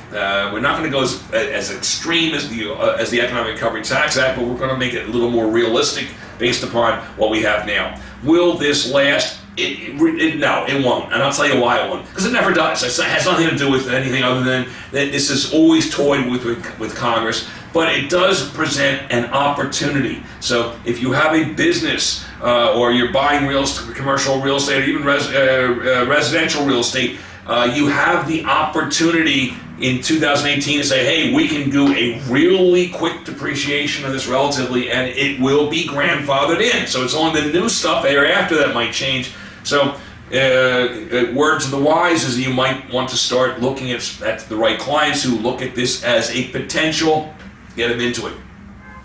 Qualified improvement property. This would be the restaurant property, would be the qualified retail property, the property that we don't own, but we are making substantial improvements to. We were able to depreciate that over 15 years with good reason. I mean, if it was 39 years, who has a 39-year lease? And so that, I don't know who has a 15-year lease, quite frankly. I was just going to say, Yeah. This makes sense in light of leasing. Yes. Considerations. So it's being shortened to 10 years. Yeah. 15 years. That's a long lease. Yeah, a lot of times since you have a 5-year lease with a 5-year option, that makes sense. 10 years, and then if you walk away, you can't take these permanent improvements with you. So what would you have done? Excuse me. This allows us a more realistic recovery period. So anyway, that's where we are with real estate, and I thought that was kind of interesting. 179. The House of Representatives actually wanted to increase the 179 deduction to $5 million. The Senate said $1 million. It appears the Senate wasn't willing to budge, so there was no compromise between the two. So the 179 deduction now is $1 million. For 2017, it's $510. It was $500 plus cost of living adjustments. So it's essentially doubles in 2018, and then there'll be cost of living adjustments thereafter. So you're going to watch this go up from that. The 179 deduction also adds some items to the definition. So it's in addition to all the other items from 179, this act adds lodging furnishing to it. So that is if you're furnishing a hotel as an example, that's subject to 179. Non-residential replacements of roofs, of the air conditioning systems, alarm systems, fire protection systems, security systems. These are now all part of 179. And so interesting increase here. I'm going to tell you what I see as the big issue. The big issue is, will the states be following suit? So I'm going to give you an example. For those of you who are living in California, you know the answer. What is the 179 deduction for California? The answer is $25,000, the old rule. They didn't increase it to $510,000. Do you think they're going to increase it to $1 million? No. What's the 179 deduction for New Jersey? $25,000. So many states, I think Maryland is $25,000 also. So a lot of these states are saying, hey, we didn't buy into the higher 179 before, we're not buying this. And by the way, they didn't buy into bonus depreciation either. So you end up going to have a little extra work, maybe a lot extra work, because you're going to be doing some depreciation and expensing based on the federal rules that we have now, and the state might not be buying into it. I think the states will probably buy into the shortened periods of time for depreciation in real estate, but they're not buying into this. So you're going to have to show differentials, and it is going to be some extra work on your part. So be aware of that. No, I have nothing to add. I think you're right. No, Anthony, I noticed we give so many lectures on federal issues, that what's important on the federal side, and sometimes we neglect to say, hey, the state piece to this, and we've been trying to add that into this lecture. Obviously, this isn't a state-specific lecture, so it depends what state you live in, is going to be a different answer. We don't have the luxury to say, let's go through all 50 states and go through the rules. That's just not the nature of a federal lecture, but you need to be aware of this, and so obviously consult with what your state law is doing, but I am almost willing to bet with the state deficits that exist these days, and the fact that a state, unlike federal government, cannot print money. They're not going to be so quick to follow these rules, and they're probably not harmed by it. And what I mean by that is, if for federal purposes we're doing something, we're not saying, well, gee, I'm not going to do it because I can't do it in the state. So basically, the state doesn't have to piggyback, and you'll still see maybe an influx of investments going into that state, and just a minimal amount of expensing until at least in the short term. So anyway, it might actually be very positive for the state to see this happen. Anyway, that's that. Business interest restrictions. There are now caps and exceptions to this. In fact, this is a little different than what the initial laws said, the House and Senate bill. What is interesting is that it was misunderstood. So what is the rule going to be starting 2018 beyond? Business interest deduction will be limited to 30% of your AGI in the business. And so if we have a business that is borrowing money and they have interest deduction, if it's a large enough business, that deduction will be limited to the 30% of the adjusted gross income of the business. The remainder will be a carryover to future years, an unlimited carryover. So you're not losing it, you just can't write it off right away. Although you can imagine if a business is constantly financing, this might be something that just keeps moving and moving and moving. Interesting there. There is an exception for quote-unquote small businesses. For small businesses, interest will be fully deductible so long as the average gross receipts of that business are $25 million or less. We have a problem at Werner Rock. I agree. Yeah. I was just thinking about that. Yeah, I don't know what we're going to do. Actually, I was thinking is, and I don't know this, what is the percentage of businesses in the U.S. that actually are considered to fall under that cap? I don't know, and I'm willing to bet that it's probably most businesses are below 25. And then you probably have this big gap, and then suddenly you have these businesses that generate a lot. Yeah. So I mean, there's some in between. So this is really meant to affect the larger businesses. But so for those of you who are maybe working for larger companies internally, or you happen to have them as clients, that's going to be an issue. The small business probably will not be having any real adverse effect on this limitation. Right. Now, the small business will have an adverse effect here. some of the games that we would be playing in business will no longer exist. Now, you might be wondering, gee, why is Art's voice a little raspy right now? Because I've been speaking for almost 3-4 hours like Anthony, but Anthony's voice seems to be pretty good. Now, why is this different? Well, yours truly decided that I needed a break, and so I went to the Philadelphia Flyers Detroit Red Wings game last night, and the refs were horrific. So I needed to let the refs know that this was happening. Although they won. They did win. Yes, they won. I took a business colleague last night to the game. That wasn't me. No, it wasn't you. I said business colleague, not you. So I was entertaining them. Is this a deduction? Now? For this year it was. We filmed this in 2017, just so you know. Okay, right after the act, but before the new year. So now, why did I take the business colleague yesterday and not to the game in January? And the answer is because it's no longer deductible. That's the problem. I am wondering, I'm looking at the stadium last night, and I'm seeing all these beautiful super boxes that I know businesses are deducting the cost. And will businesses still buy these super boxes if they can't take a deduction? I don't know. You think about how this is going to affect major sports. The NFL, and obviously it comes to mind because I'm a big football fan, but any of the major sports, this is a pretty big deal. Yes, I'm wondering what's going to happen. I mean, there'll be some businesses saying, something we're paying lower taxes, so what the heck, we'll just take the deduction here, and we still want to be able to entertain clients, and we still want to enjoy it, so it just will be, at least it won't show up on my salary, it'll just show up as profits, taxed at 21% possibly, and some businesses will say, if we can't deduct it, we're not paying for this anymore. Maybe ticket prices will have to be reduced. What a novel idea. Maybe players will be paid less. Yes. So there's interesting trickle-down theory on that. Anyway, entertainment there. Amusement facilities, recreational facilities, the expenses of this no longer deductible. Membership dues. That's interesting. So you belong to let's say the AICPA or the NSCA. You pay that dues every year. The company pays it. Is it going to be deductible? It looks like no. Okay. Now, quiet business meals at 50% are still allowed, so that hasn't changed. So I take my business colleagues out to lunch, and we can write off 50% of the cost. What about a gym on the facility? Gym on the facility, it appears that this is being disallowed now. That's now the recreational facility. Yeah. And clearly, if I belong to a gym, the membership dues was never deductible anyway. But if I said, hey, we have an extra office space here, let's move an elliptical in here, we'll open it up to the company. That's a fringe benefit that's going to be going away. Yeah.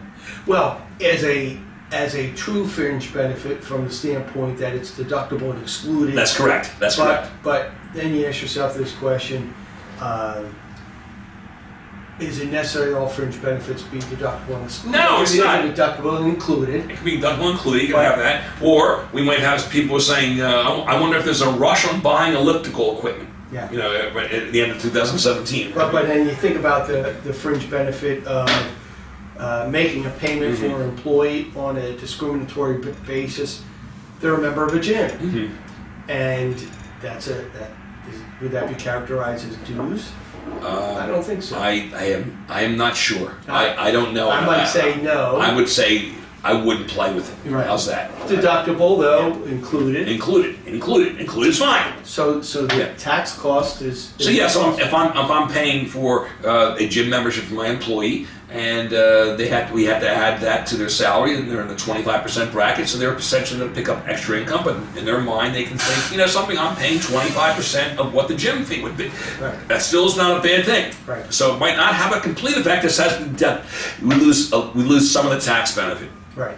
As for the 50% meal, there is a way to get a 100% meal. And Tony explained this to me. It was really good about this. Is you go to the restaurant, you pay with cash, you pull the receipt off, and whatever you pay, you write double.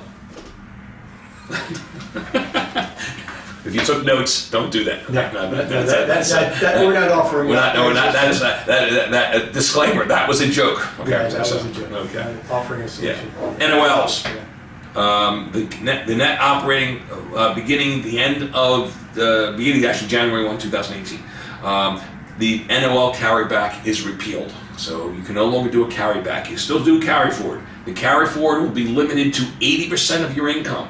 So you can't use the carry forward to completely wash out income. You can only carry forward up to 80% of income and then continue to carry forward. It's indefinite, but you're not going to be able to, you don't get it right away.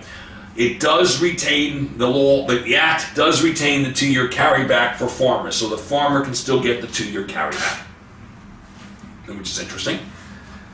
Now, the following business credits were repealed. So, look, we haven't gotten to the taxes yet, so we'll get to the taxes shortly. But let's face it, if you're going to reduce taxes, you're probably also going to reduce some benefits. So the following credits were repealed. The employer-provided child care credit no longer exists as of 2018. Right. The rehabilitation credit, the new markets credit, the disabled credit no longer exists 2018 beyond. I think we saw this coming. I mean, if you're going to, again, there's no magic to a tax reduction. You reduce taxes, you're also going to reduce certain credits. Obviously, there are many businesses that doesn't affect us at all. We don't offer any of these, so what the heck? For the businesses that do offer this, your tax reduction isn't as great because now you're not going to get the credit you thought you were going to get.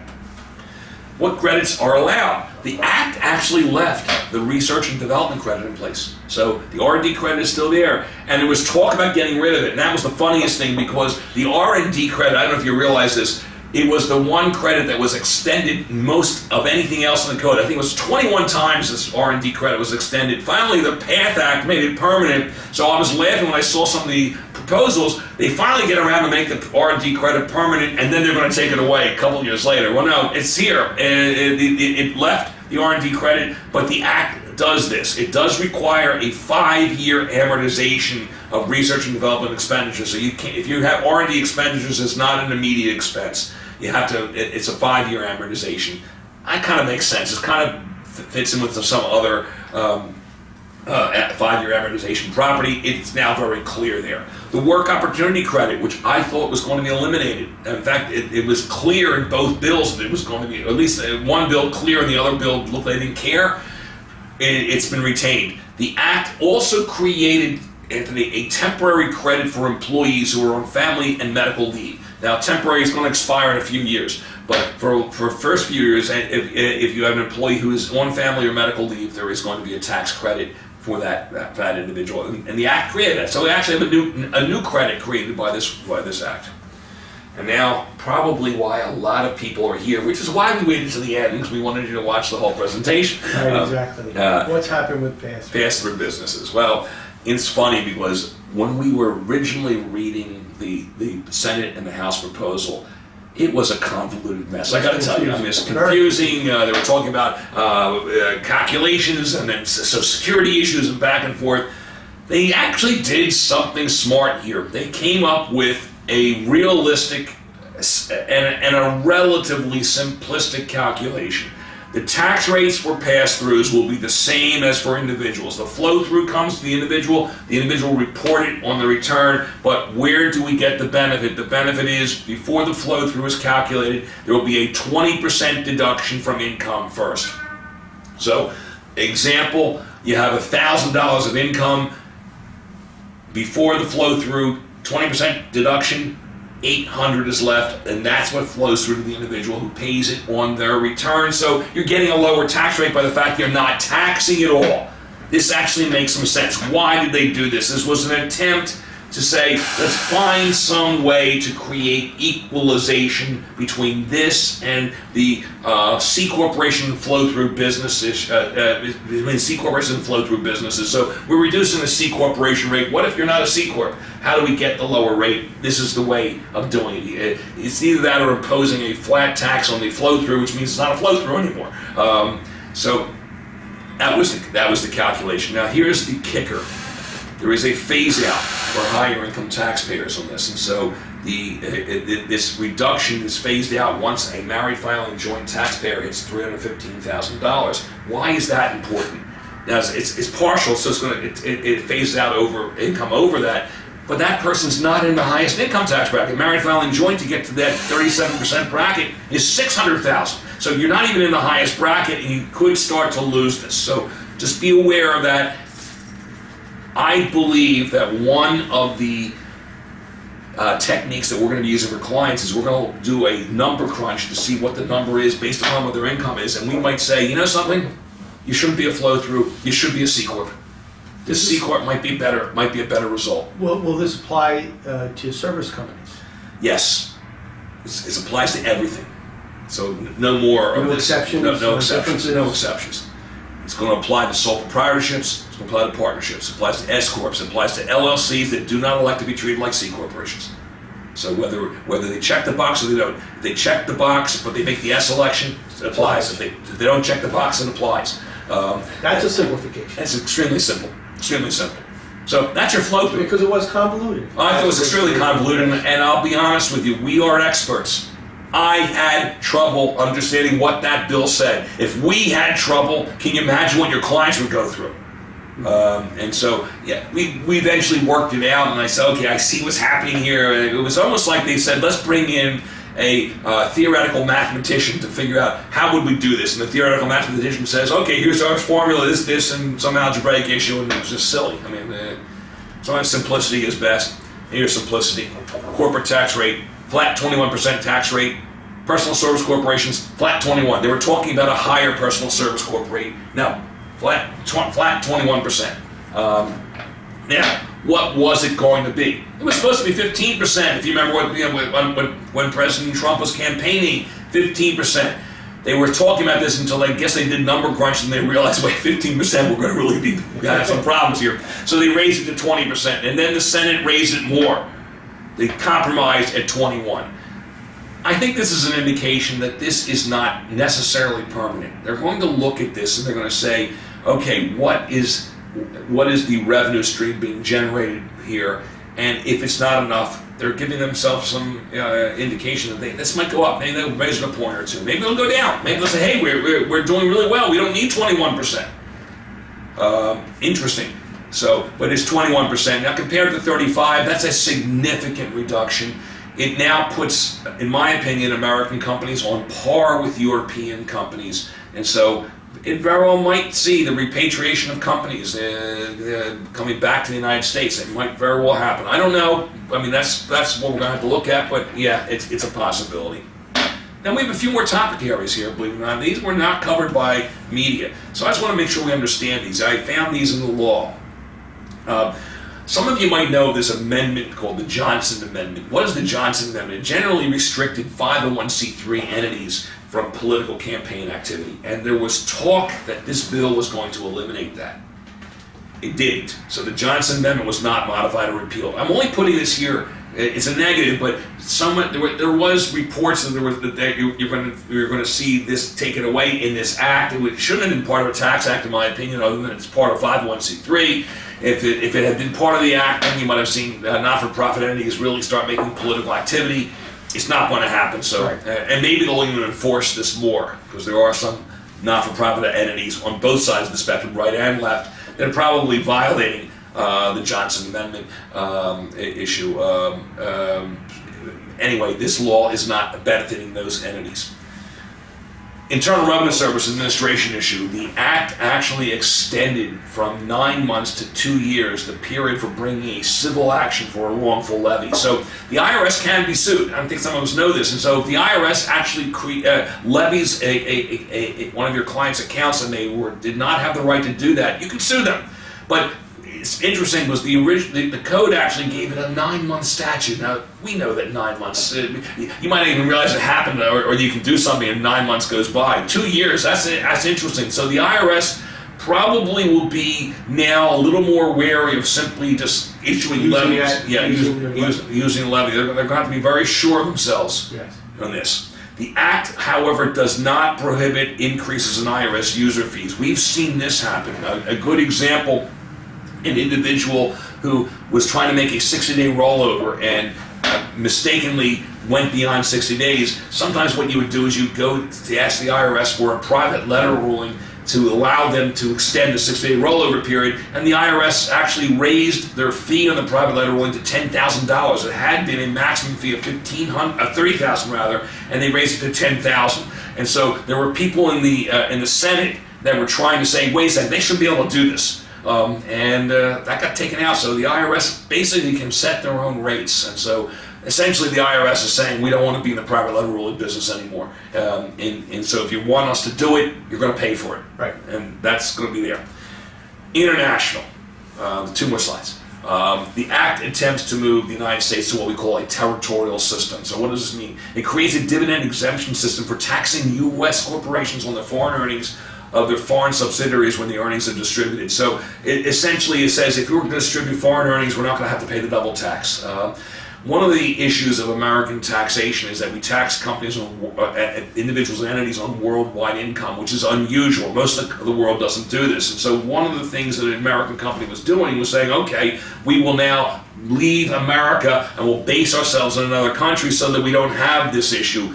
By creating rules like this, it encourages the American company to say, okay, we're now an even par. We don't have to move our company to Ireland. That's the hope. That's the hope. Right. That's the hope. That's the hope. So it does create that territorial Remains to system. be seen. Right. Yeah. That's what we'll see. And then finally, repatriation.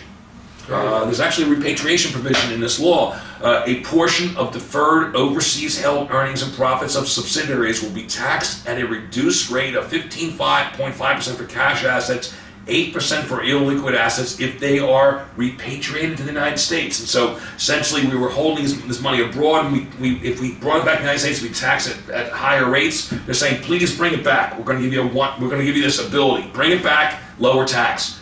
Will this work? We'll wait and see. We also will have a foreign tax credit carry forwards. These are now fully available for American companies, so they don't have to pay the double tax. And foreign tax credits triggered by the deemed repatriation are now partially available to offset the United States tax. So in the event that you do bring the money back, there could be a way to use foreign tax credits to offset some of this tax liability. It should be encouragement. Will it happen? We'll see. We'll see. There might be some companies that say, what if we do this and then they change the law again on us? So they're going to want. You might have some companies that are going to say, let's wait and see what the political stability is. But at least the law is there, and this could be very helpful. Yes. CEOs have said that, when they looked at the bills anyway, that it wasn't going to motivate them any differently in terms of how they conduct business. Correct. So we'll see what happens. Correct. So let's go to our final slide. How about that? How about that? We have finished our presentation. Before we give you our summary and some final parting thoughts, I just want to give you some contact information and a few plugs, because we can do that. So if you have questions when this is over, our telephone number here in Philadelphia is 215-545-4181. When you can ask for either Anthony or me. I prefer you ask for Anthony. No. That's okay. No, I'm kidding. If we're here, we'd be happy to answer your questions. And we are here a lot, February, March, and April, during your quote-unquote busy season. But if you're watching this presentation either outside of that time period, or we're just not in because we do some lectures, we do travel, you can email us. Our email addresses. Notice that our domain names are a little different because I use the lecture company domain, and Tony is still maintaining the law firm domain. But they do come to us, and we'd be happy to respond to you. Are you on LinkedIn? Are you on Facebook? Friend us on Facebook. Link with us on LinkedIn. We are happy to be connected. I disseminate a lot of information on these social media platforms, and we'd be very honored to be connecting with you. Simply like us or connect with us on LinkedIn, friend us on Facebook. We will respond accordingly, and thank you. If you are on Twitter, we tweet at either iLectureCPAs or at Werner Rocca, no hyphen. Werner Rocca, at Werner Rocca, we tweet links to various articles on taxation and planning. iLectureCPAs, I will admit that's mine, and sometimes I do personal tweets on that. If some of you will say, my God, he's an absolute genius with his opinions. Some will say, what an idiot. And for those of you who get easily offended at opposing points of view, don't get offended. Follow us at Werner Rocca. It's all business there. There is a way to get on our newsletter. And so please sign up for that. We'd love to have you as part of that. Use our website as a resource. These are our plugs. What do I hope you got out of today? I'll start and let Tony finish. What I wanted you to get out of this presentation is a comfort level You've heard a lot in the news. You've read pieces. We know that not all this wasn't new to you. You're not coming and saying, "Gee, I didn't hear a word about the new law. We want to learn about it today." No, there were pieces you knew. There were pieces you weren't sure. Probably there are issues that you weren't aware of. Maybe you had some confusion. Our job was to make you feel comfortable, because what your job is now to disseminate this information to your clients. There's a lot of work here for you. There's a lot of billable opportunities. This law creates that. We don't see this often, so when something like this happens, take advantage of it. We are really excited to be able to disseminate this information, and we hope that you found this useful and enjoyable. Anthony. Oh, I think this is fun. Change is always good. It always creates challenges. I think it breeds for opportunity. And hopefully you got some things out of this today, at least in terms how you think about providing value-added services to your clients, as opposed to maybe continuing in a rut from a compliance standpoint. So we hope you enjoyed this seminar. We look forward to more details and more information, clarifying some of the issues that might be a little uncertain at this point, and we look forward to more in 2018. And I will say this, I want to thank you for attending. We will be producing many more lectures on the topics associated with this, and I hope to see you at future ones. You have a great day. Enjoy the year. Thanks. Thank you.